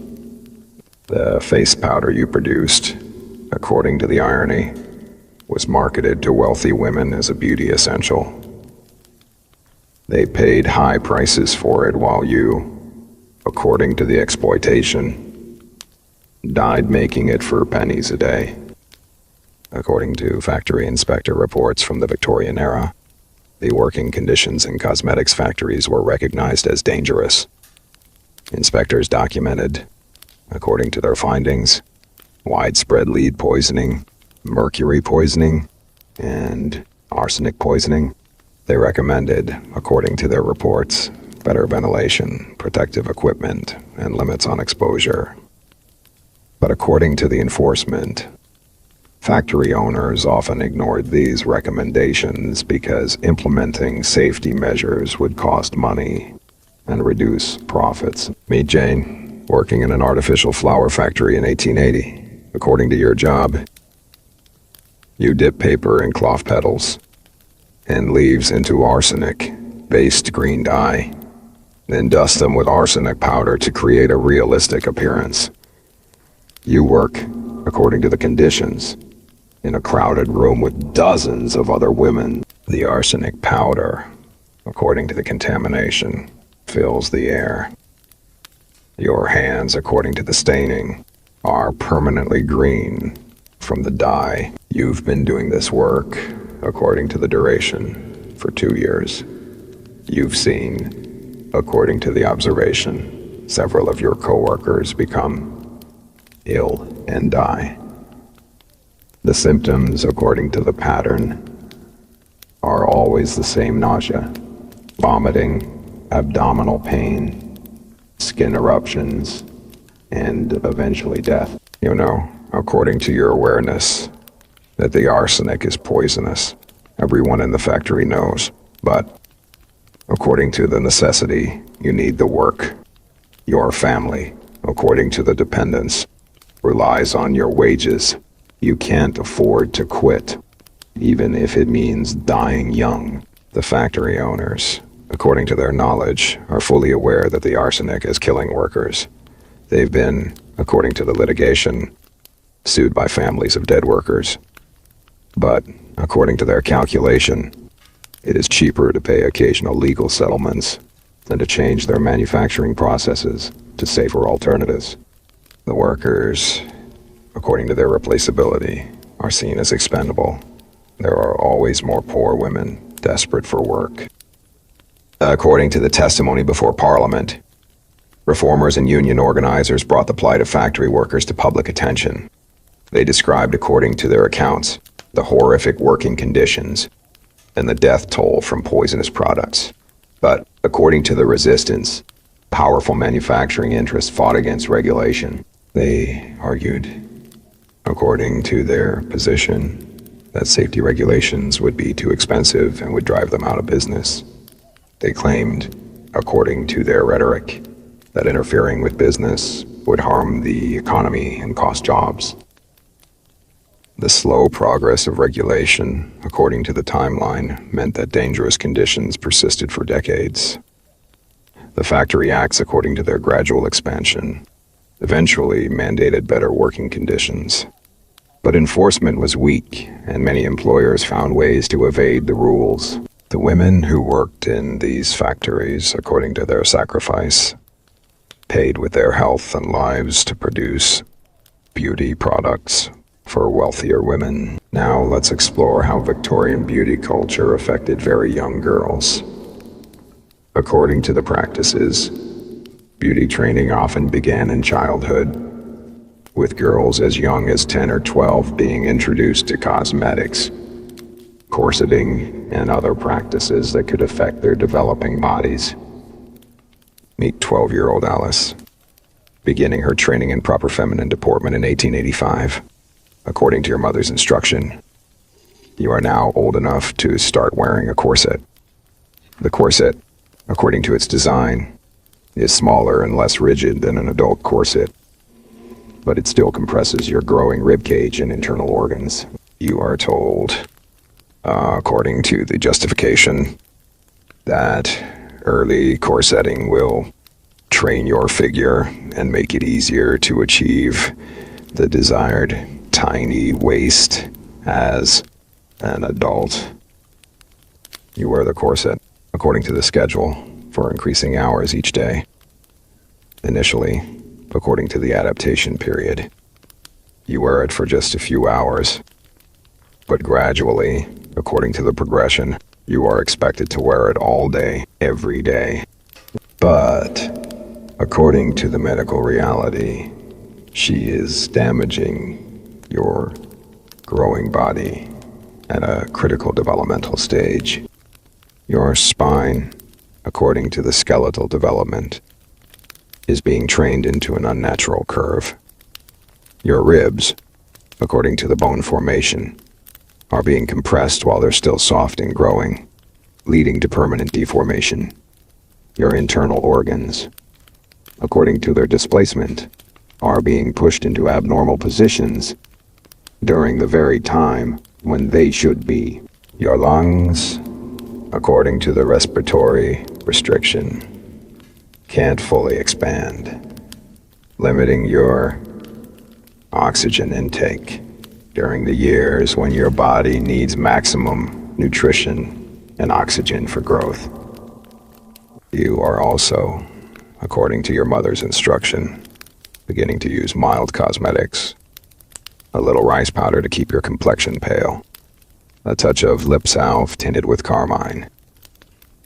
You are taught, according to the lessons, to avoid the sun, to keep your hands soft and white, to move gracefully despite the corset's restrictions. You are learning, according to the indoctrination, that your value lies primarily in your appearance, and that achieving beauty requires constraint, discomfort, and constant attention. According to pediatric physicians of the era, doctors warned that corseting young girls was particularly dangerous because it interfered with normal growth and development. Dr. Robert Brudnell Carter, according to his published warnings, argued that corseting girls before their bodies were fully mature caused permanent damage that no amount of later reform could undo.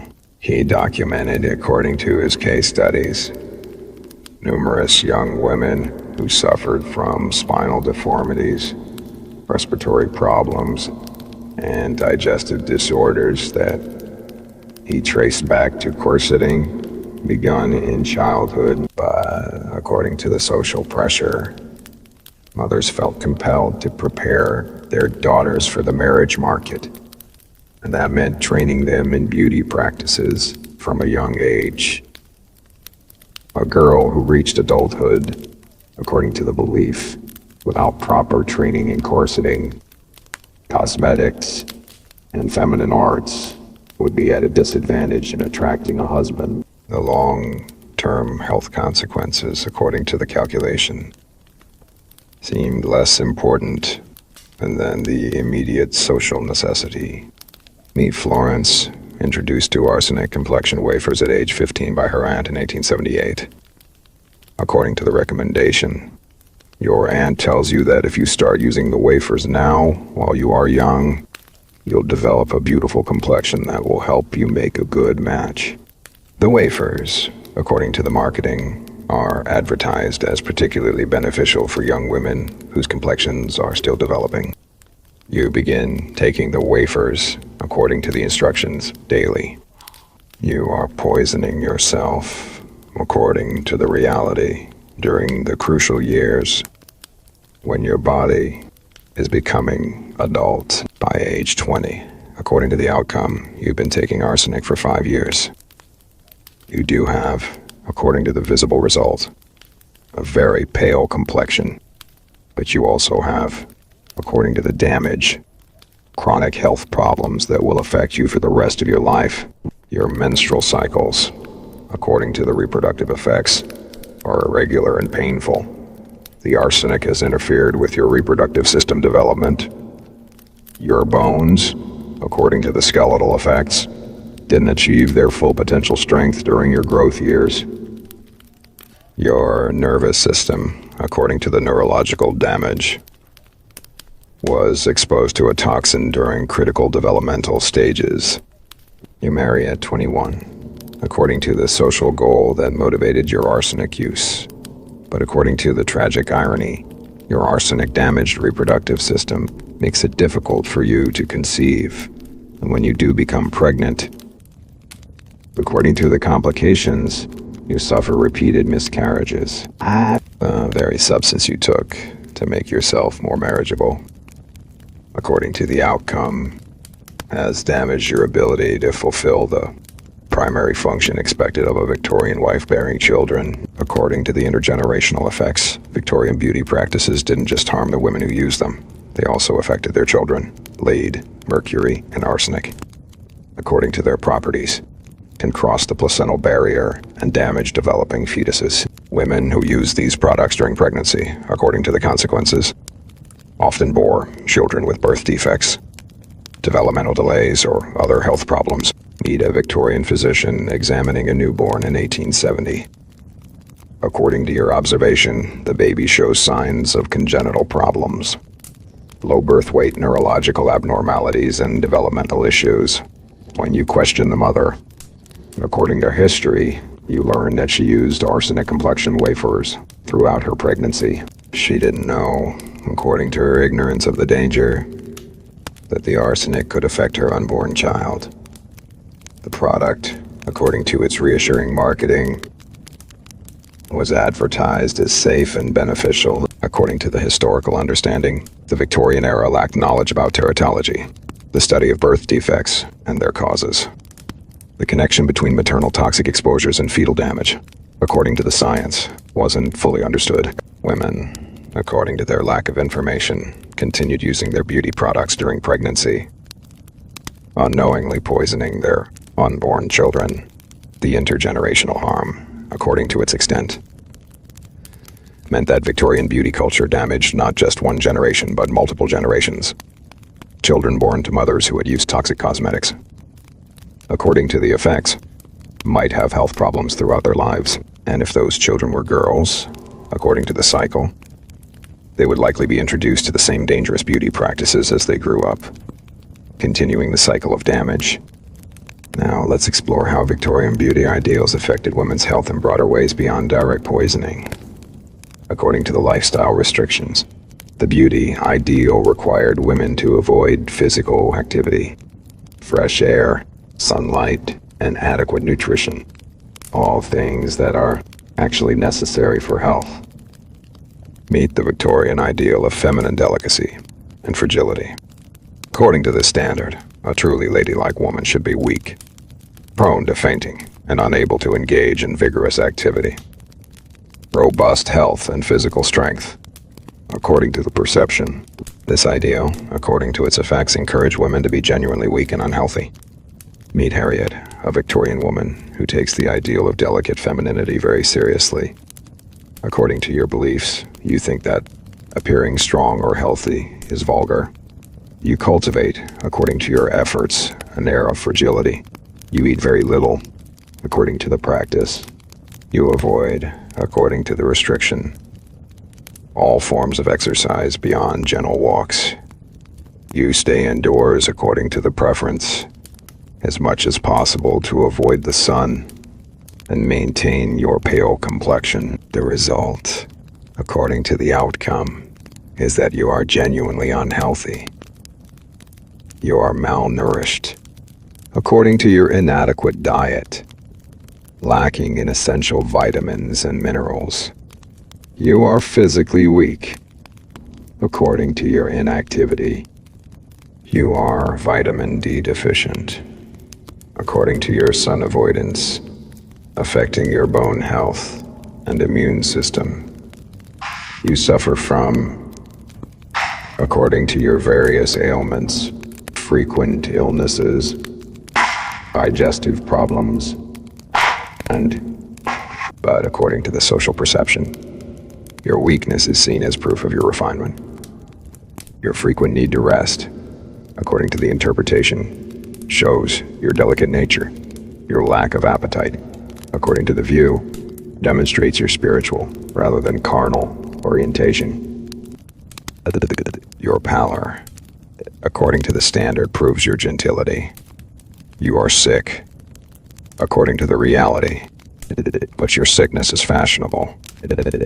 According to physician George Beard's writings on neurasthenia in the 1860s and 1870s, he described an epidemic of nervous exhaustion, particularly affecting upper and middle-class women.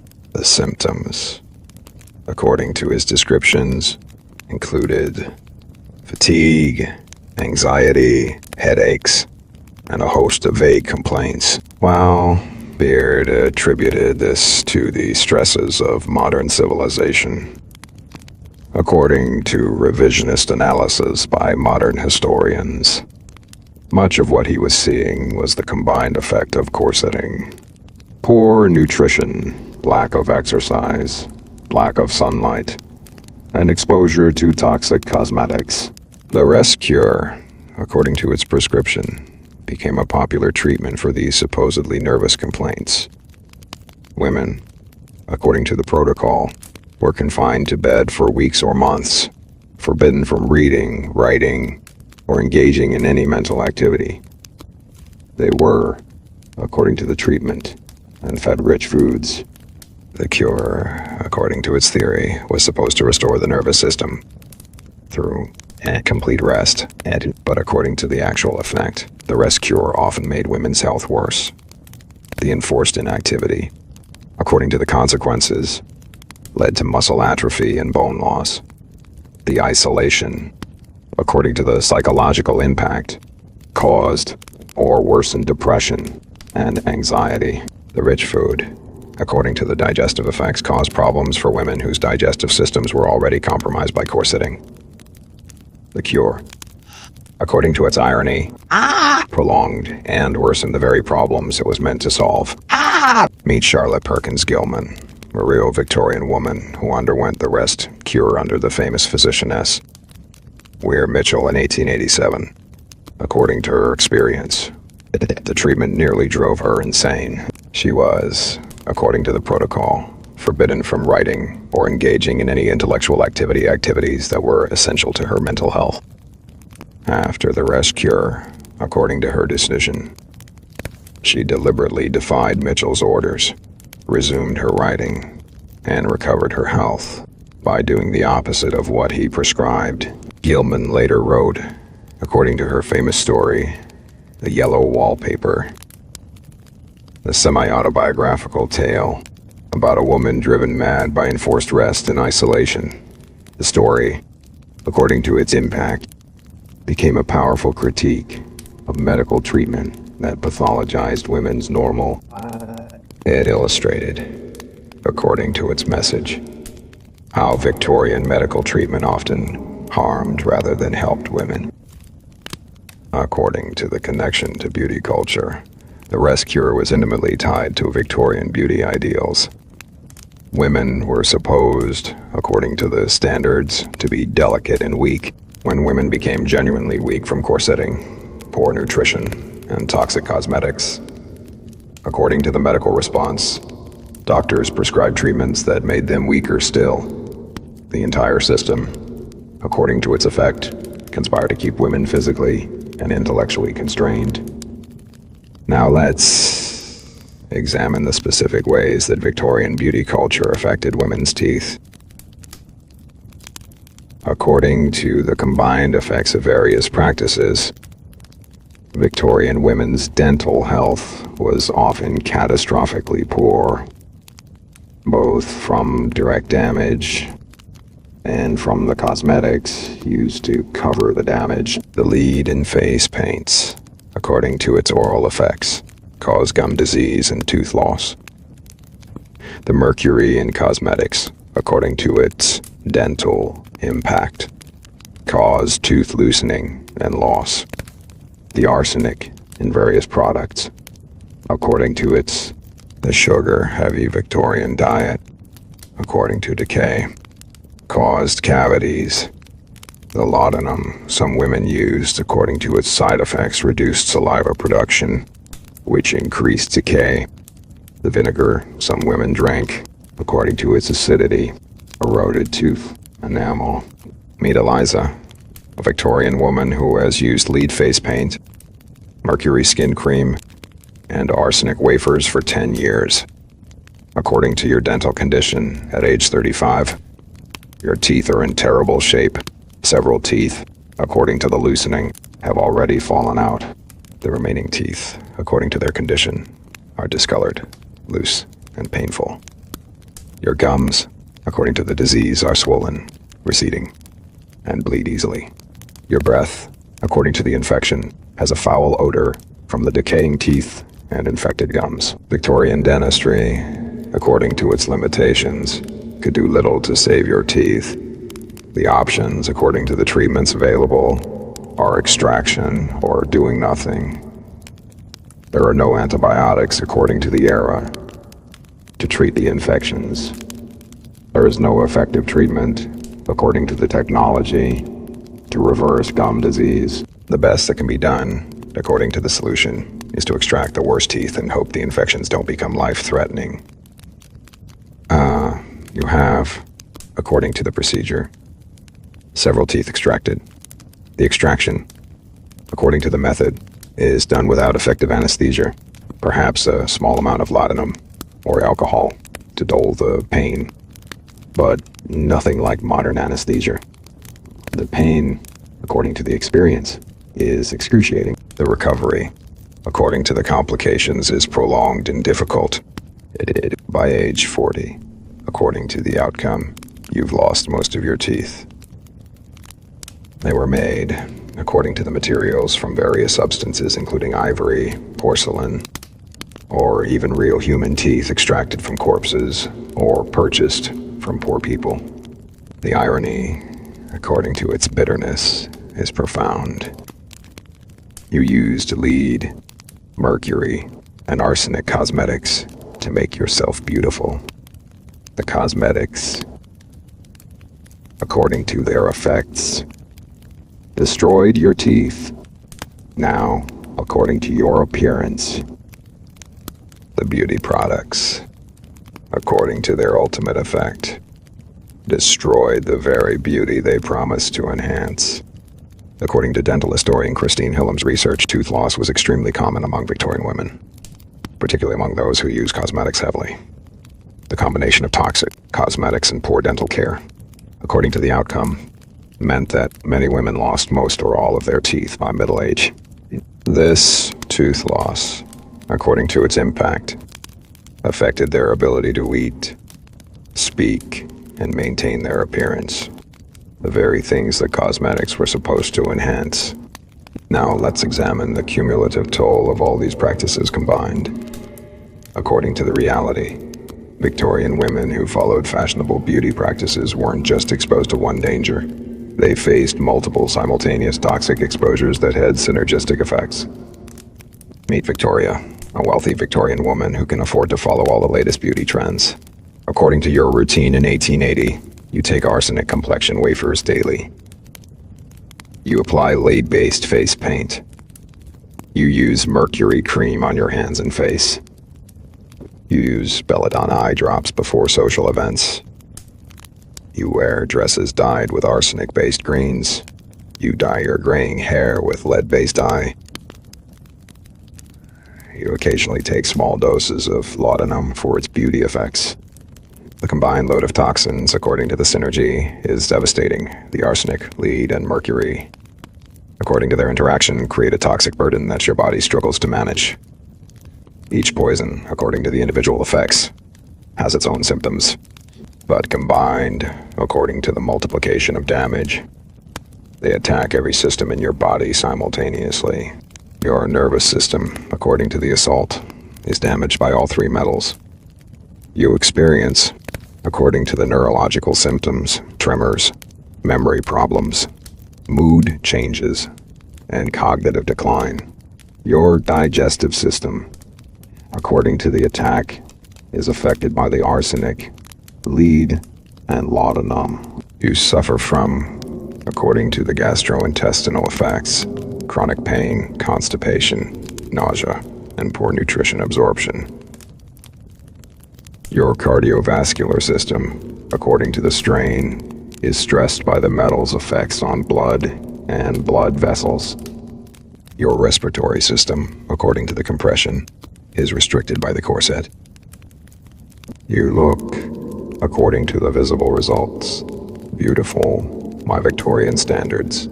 Pale skin, tiny waist, large eyes, fashionable clothing. But according to the reality, you are seriously ill. At age 40, according to your health status, you are effectively an invalid. You spend much of your time resting because you lack the energy for activity. You suffer from, according to your complaints, constant pain and discomfort. You are plagued by, according to your ailments, a long list of chronic health problems. The women who made the products, according to their employment, were the most heavily exposed to the toxins. The factory workers who mixed arsenic dyes, according to their occupation, breathed arsenic dust all day. The dressmakers who worked with arsenic-dyed fabrics, according to their handling, had constant skin contact with the materials. The shop girls who sold cosmetics, according to their demonstrations, were exposed to the products. These women, according to their dual risk, faced both occupational exposure and often used the products themselves because they needed to present a fashionable appearance for their jobs. According to the regulatory response, the British government eventually began to address some of these dangers, but change was slow. The Arsenic Act of 1851, according to the legislation, attempted to control the sale of arsenic, but had many loopholes and was difficult to enforce. The Factory Acts, according to their gradual expansion, slowly improved working conditions for women in industries that use dangerous chemicals. But, according to the resistance, powerful commercial interests fought against regulation, and enforcement was often weak. Public awareness, according to the campaigns, gradually increased through the efforts of reformers, journalists, and medical professionals who publicized the dangers.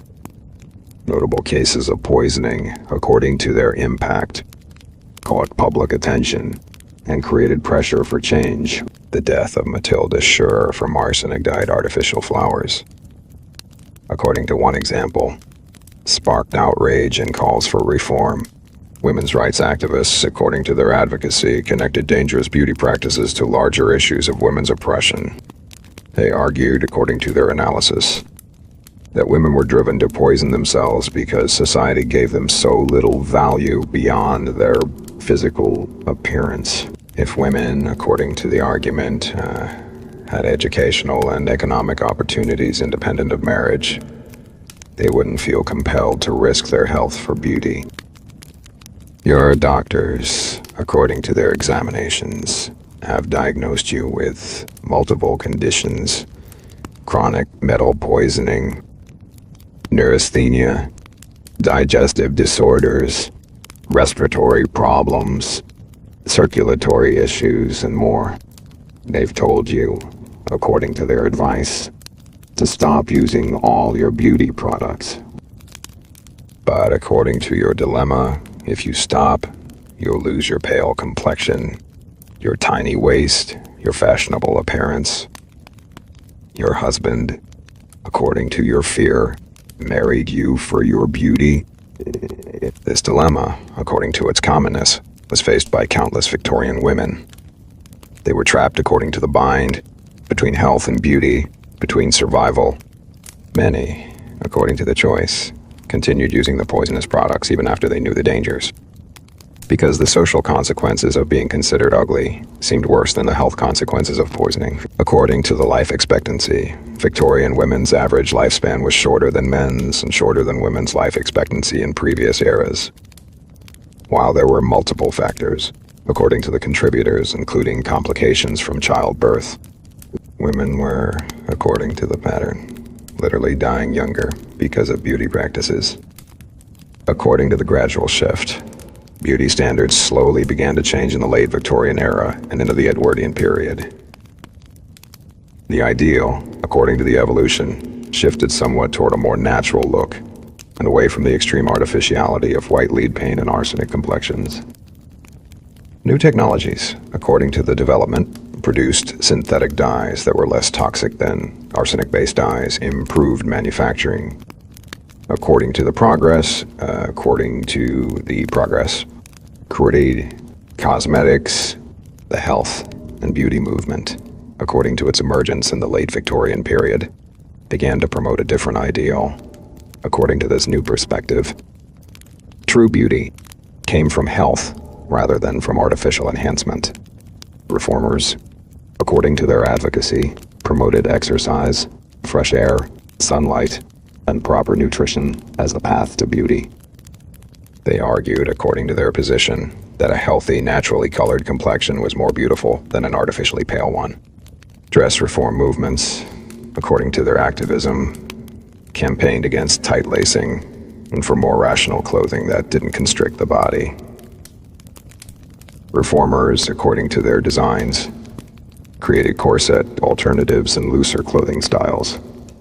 They published, according to their outreach, pamphlets and gave lectures about the health dangers of corseting. They argued, to their case, that women could be beautiful without deforming their bodies. But according to the resistance, these reform movements faced intense opposition. Fashion magazines, according to their mockery, ridiculed the reformers and their ideas. Dress reformers, according to the portrayal, were caricatured as ugly, mannish women who couldn't attract men through normal femininity, and therefore wanted to change the rules. The health corsets and rational dress, according to the criticism, were dismissed as unfashionable and unflattering. Many women, according to their response, agreed with the critics. They felt, according to their belief, that the reformers were asking them to give up their beauty and femininity. Their reformed dress, according to the perception, looked dowdy and unattractive compared to fashionable clothing. The natural complexion, according to the view, looked common and lower class compared to the artificial pale ideal. The freedom from corseting, according to the fear, would result in a thick, unfeminine waist. The change, according to its pace, came slowly. Gradually, according to the evolution, beauty standards shifted toward looks that were less overtly artificial and less immediately dangerous. But, according to the persistence, truly safe cosmetics didn't become the norm until well into the 20th century. The Food and Drug Act of 1906 in the United States, according to its impact, began to regulate cosmetics and require ingredient labeling. But enforcement was limited and many dangerous products remained on the market. It wasn't, according to the timeline, until the mid-20th century that lead, mercury, and arsenic were finally banned from most cosmetics in Western countries. Even then, according to the loopholes, some products containing these substances remained available in certain markets or were imported from countries with less stringent regulations. The complete elimination, according to the progress, of toxic heavy metals from cosmetics took decades and required persistent advocacy and regulation. And according to the broader pattern, each era has had its own dangerous beauty practices that future generations look back on with horror. The early 20th century, according to the example, saw women using radioactive cosmetics containing radium, believing that radiation would enhance their beauty. The mid-20th century, according to another example, saw aggressive use of X-rays for hair removal, causing burns and cancers. The late 20th century, according to more recent examples, saw dangerous diet pills, silicone injections, and other practices that caused serious harm. According to the contemporary parallel, today's beauty practices will likely be viewed with horror by future generations. The tanning beds, according to the current danger, that dramatically increase melanoma risk. The injectable fillers, according to the complications, that sometimes migrate or cause tissue death. The extreme procedures, according to the risks, that have high mortality rates.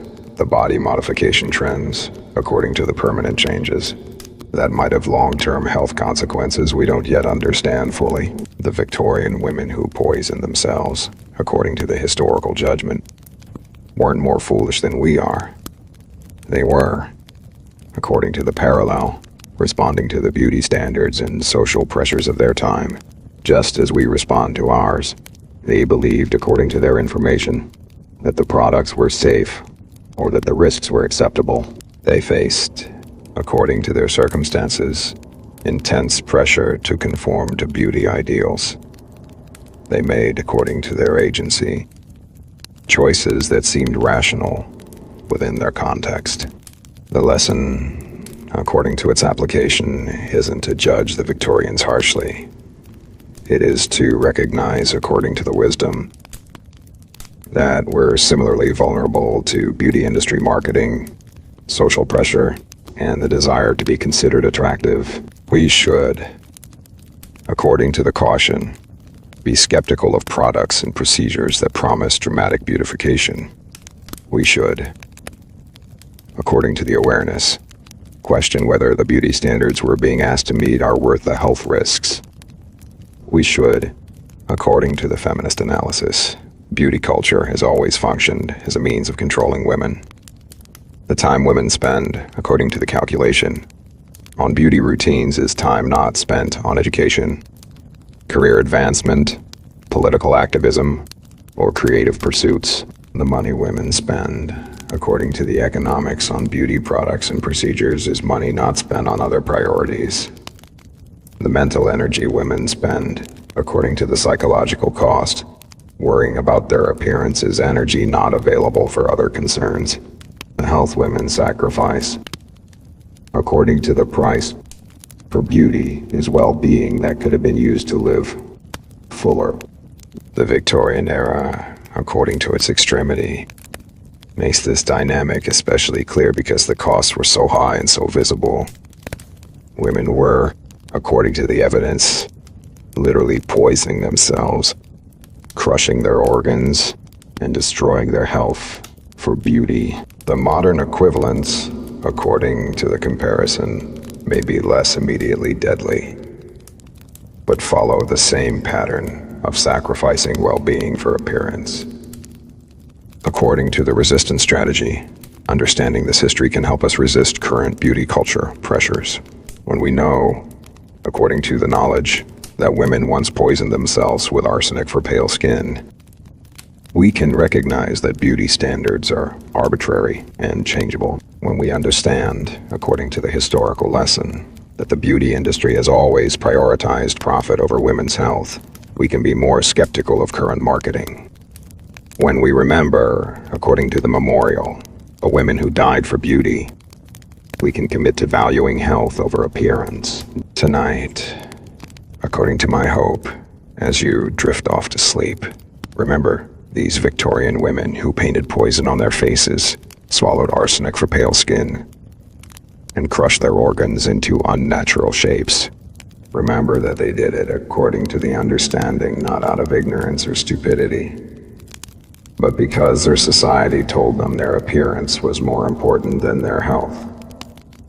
Remember that they suffered.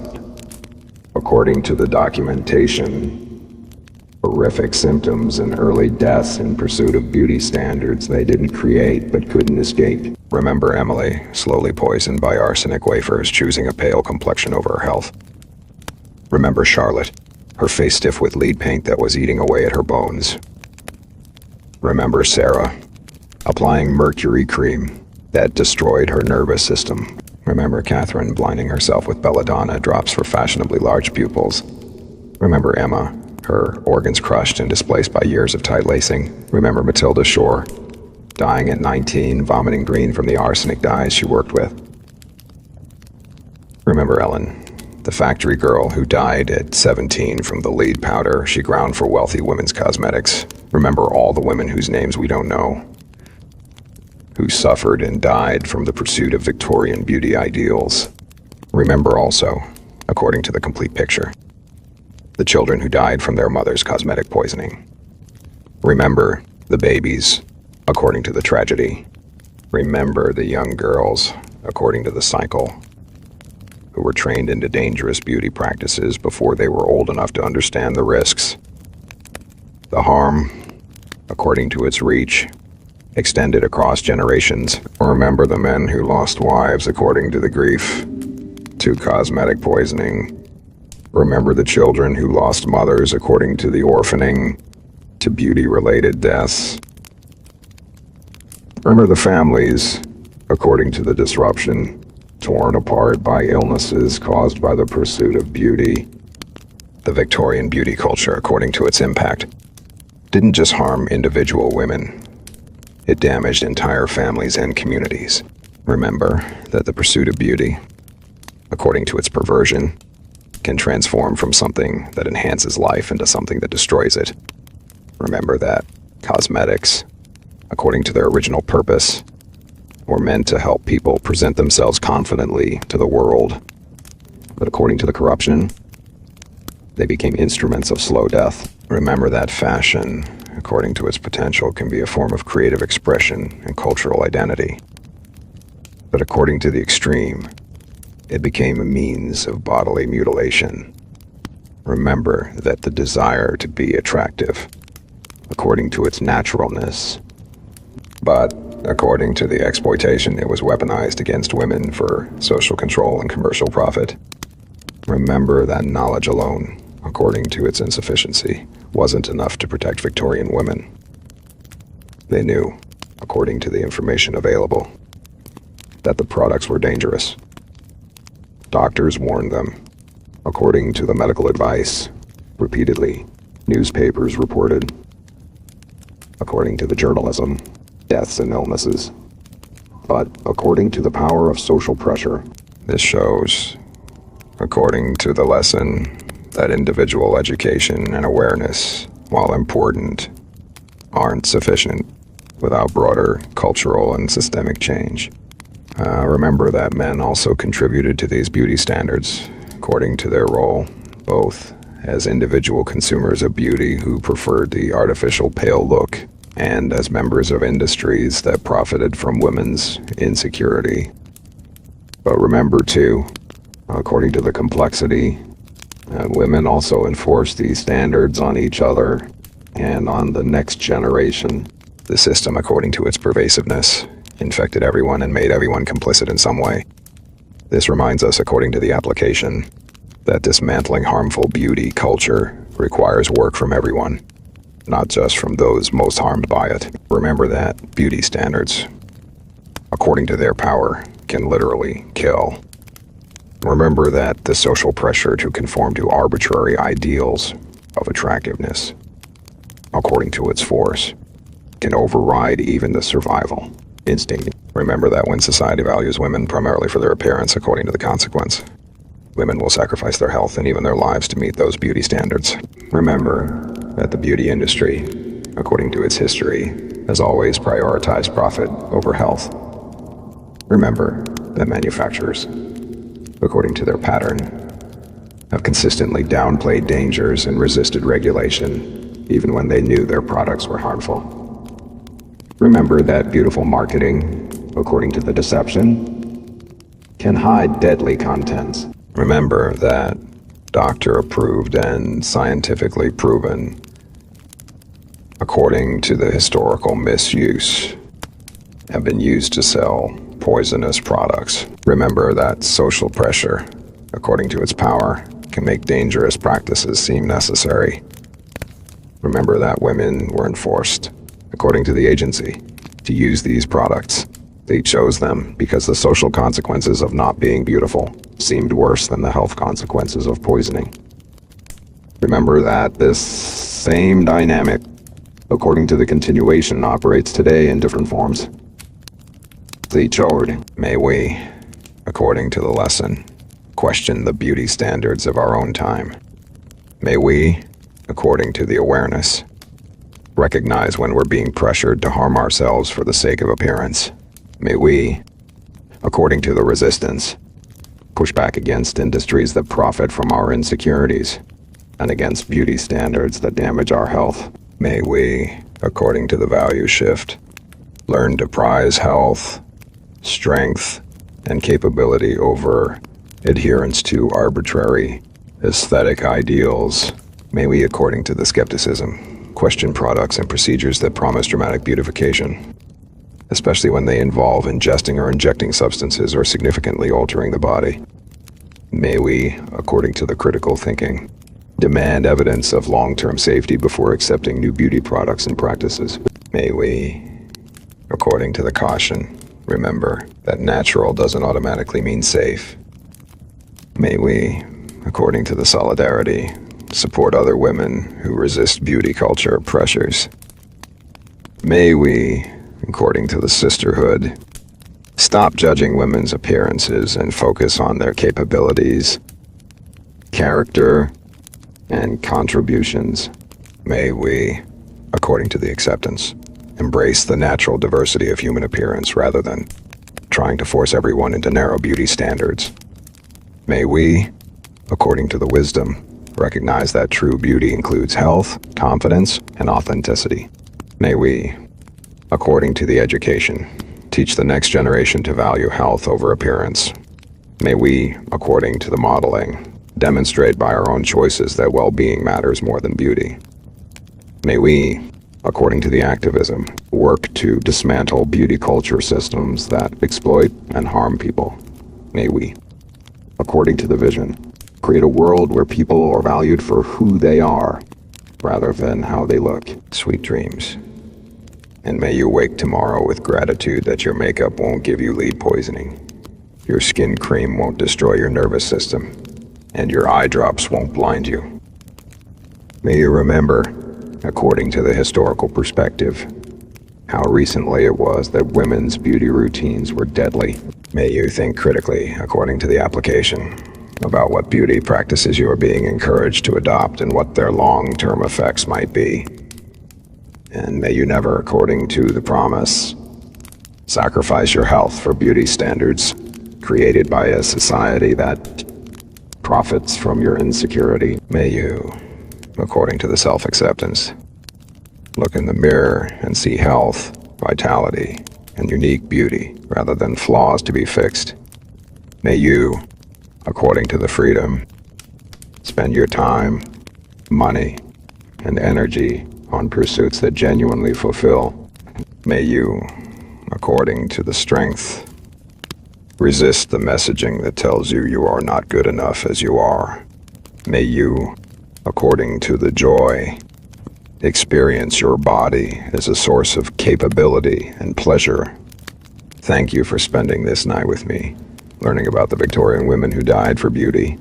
Thank you for bearing witness to their suffering and for understanding that their choices were shaped by a society that limited their options and valued their appearance above their well-being. Thank you for honoring their memory by thinking critically about beauty standards, both historical and contemporary. Sleep well, and may you dream of a world where health is valued over harmful beauty ideals, where people are not pressured to poison themselves for social acceptance, and where the pursuit of beauty enhances life rather than ending it. Good night, and may your rest be peaceful, and your morning bright with the freedom to value your health over toxic beauty standards. Meet the modern parallels, according to the connections. While we no longer use lead-faced paint or arsenic wafers, according to the progress, contemporary beauty culture still pushes practices that carry health risks. The tanning beds, according to the cancer risk that cause melanoma. The extreme dieting, according to the eating disorders that causes malnutrition and organ damage. The cosmetic surgery, according to the complications that sometimes results in disfigurement or death. The Brazilian butt lifts, according to the statistics, according to the continuity. The underlying dynamic remains similar. Beauty standards, according to their power, can be so compelling that people accept significant health risks to conform to them. The social and economic benefits of being considered attractive, according to the calculation, can seem to outweigh the health dangers. We like to think, according to our self-perception, that we're more rational and informed than the Victorians. But according to the reality, we're still sometimes willing to risk our health for beauty. The Victorian women who poisoned themselves with arsenic and lead, according to fair judgment, weren't vain fools. They were, according to the truth, rational actors responding to the intense social and economic pressures of their society. They made, according to their choices, calculated decisions about risk, and they sacrificed, according to their agency, their health for social acceptance and economic security. And they did it, according to the tragedy, in a society that gave them few other options for success and survival. According to the individual stories, each woman who used these poisonous products had her own reasons, her own hopes, her own fears. According to Emily's motivation, she wanted to keep her husband's attention and maintain her social position. According to Charlotte's desire, she wanted to make a good impression at her first ball and attract a suitable husband. According to Sarah's desperation, she wanted to remove age spots that made her feel old and unattractive. According to Catherine's aspiration, she wanted the fashionable large-eyed look that would make her alluring. According to Emma's training, she had been taught since childhood that a tiny waist was essential to feminine beauty. These women, according to their humanity, were not statistics or cautionary tales. They were real people with dreams and ambitions, with families who loved them, with talents and interests beyond their appearance. They lived, according to their experience, in bodies that hurt from the corsets and burned from the cosmetics. They looked according to their reflection, and sometimes, according to the outcomes, it did bring them those things, at least temporarily. The pale complexion, according to its effect, did attract suitors. The tiny waist, according to its appeal, did win admiring glances. The large eyes, these women, according to their success, achieved the beauty they sought. They married, according to their goal, and established themselves in society. They were, according to the external judgment, considered beautiful, but according to the price, they paid for that beauty with their health, their vitality, and often their lives.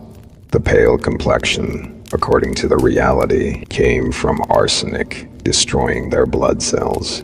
The tiny waist, according to the truth, came from crushed organs and deformed bones. The large eyes, according to the mechanism, came from paralyzed nerves that destroyed their vision. According to the question we must ask ourselves, what would we have done in their position? Would we, according to the hypothetical, have been strong enough to resist the beauty standards of our time?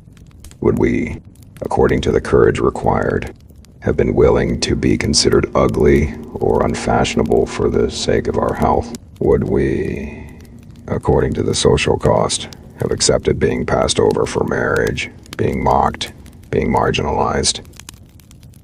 Or would we, according to the honest answer, have made the same choices they did to poison ourselves for beauty, knowing the risks, but feeling we had no real alternative? According to the uncomfortable truth, many of us today make similar calculations about beauty and health. We accept, according to the trade-offs, some level of health risk for beauty benefits.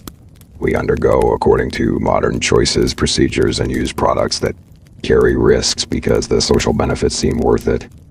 We may, according to the judgment, look back at the Victorians and think we're so much wiser. But according to the reality, we're often making the same fundamental choice, accepting health risks for beauty benefits. The difference, according to the progress, is that our risks are generally lower, and our information is generally better. We know, according to modern science, much more about what is safe and what is dangerous. We have, according to regulation, systems in place to test products and ban the most dangerous ones. We have, according to awareness, more public discourse about according to modern smoke, but according to the underlying dynamic, the pressure to be beautiful and the willingness to sacrifice health for appearance remain. According to the hope for change, understanding this history can motivate us to break the cycle. When we see, according to the historical evidence, how beauty standards have changed radically over time, from the Victorian pale consumptive look to the mid-century voluptuous look of the 1960s, then look to modern varied ideals, we can recognize that these standards are arbitrary and temporary. When we understand, according to the industrial complex, how beauty companies create and exploit insecurities for profit, we can resist their marketing. When we remember, according to the memorial function, the women who died for beauty, we can commit to valuing health over appearance, according to the collective action needed. Individual resistance is not enough. We need, according to the systematic change, regulation to ensure product safety. We need, according to the cultural shift, media that celebrates diverse beauty and questions narrow standards. We need, according to the economic reform, alternatives to industries that profit from insecurity. We need, according to the educational priority, to teach critical thinking about beauty culture from an early age. We need, according to the solidarity required, to support each other in resisting damaging beauty practices. The Victorian women, according to what they deserve to be remembered not just as victims, but as women who lived in difficult circumstances and made choices they hoped would improve their lives.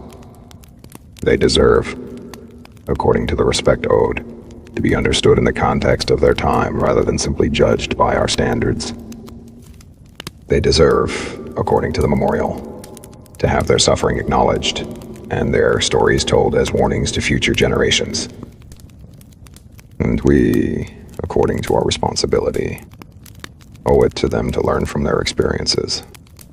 We owe them, according to the duty, a commitment to not repeat their mistakes.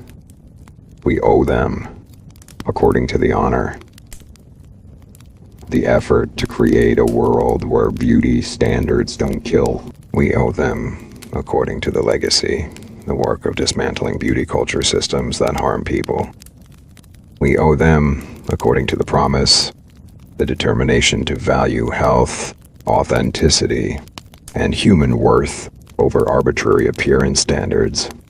Tonight, according to my final hope, may you sleep with gratitude for the progress made and commitment to the work still needed. May you, according to the blessing, wake to a day where you can look at yourself with appreciation rather than criticism. May you, according to the freedom, live in your body with comfort rather than constant surveillance. May you, according to the joy, experience beauty as something that includes rather than excludes, that celebrates rather than judges, that enhances rather than endangers life. Good night, and may your dreams be filled with the freedom and health that the Victorian women sacrificed their lives for. Tonight, according to my hope, as you drift off to sleep, remember these Victorian women who painted poison on their faces, swallowed arsenic for pale skin, and crushed their organs into unnatural shapes. Remember that they did it, according to the understanding, not out of ignorance or stupidity, but because their society told them their appearance was more important than their health. Remember that they suffered according to the documentation, horrific symptoms and early deaths in pursuit of beauty standards they didn't create but couldn't escape. Remember Emily, slowly poisoned by arsenic wafers, choosing a pale complexion over her health. Remember Charlotte, her face stiff with lead paint that was eating away at her bones. Remember Sarah applying mercury cream that destroyed her nervous system. Remember Catherine blinding herself with belladonna drops for fashionably large pupils. Remember Emma, her organs crushed and displaced by years of tight lacing.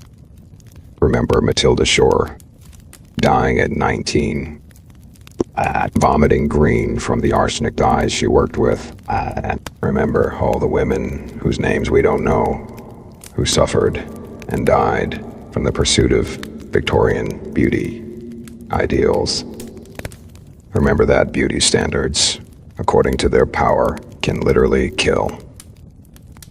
Remember that the social pressure to conform to arbitrary ideals of attractiveness, according to its force, can override even the survival instinct. Remember that when society values women primarily for their appearance, according to the consequence, women will sacrifice their health and even their lives to meet those beauty standards. May we, according to the lesson, question the beauty standards of our own time. May we, according to the awareness, recognize when we're being pressured to harm ourselves for the sake of appearance. May we, according to the resistance, push back against industries that profit from our insecurities and against beauty standards that damage our health. May we, according to the value shift, learn to prize health, strength, and capability over adherence to arbitrary, aesthetic ideals, sweet dreams. And may you wake tomorrow with gratitude that your makeup won't give you lead poisoning, your skin cream won't destroy your nervous system, and your eye drops won't blind you. May you remember, according to the historical perspective, how recently it was that women's beauty routines. May you think critically, according to the application, about what beauty practices you are being encouraged to adopt and what their long-term effects might be. And may you never, according to the promise, sacrifice your health for beauty standards created by a society that profits from your insecurity. Thank you for spending this night with me learning about the Victorian women who died for beauty. Thank you for bearing witness to their suffering and for understanding that their choices were shaped by a society that limited their options and valued their appearance above their well-being. Thank you for honoring their memory by thinking critically about beauty standards, both historical and contemporary. Sleep well, and may you dream of a world where health is valued over harmful beauty ideals, where people are not pressured to poison themselves for social acceptance, and where the pursuit of beauty enhances life rather than ending it. Good night, and may your rest be peaceful and your morning bright.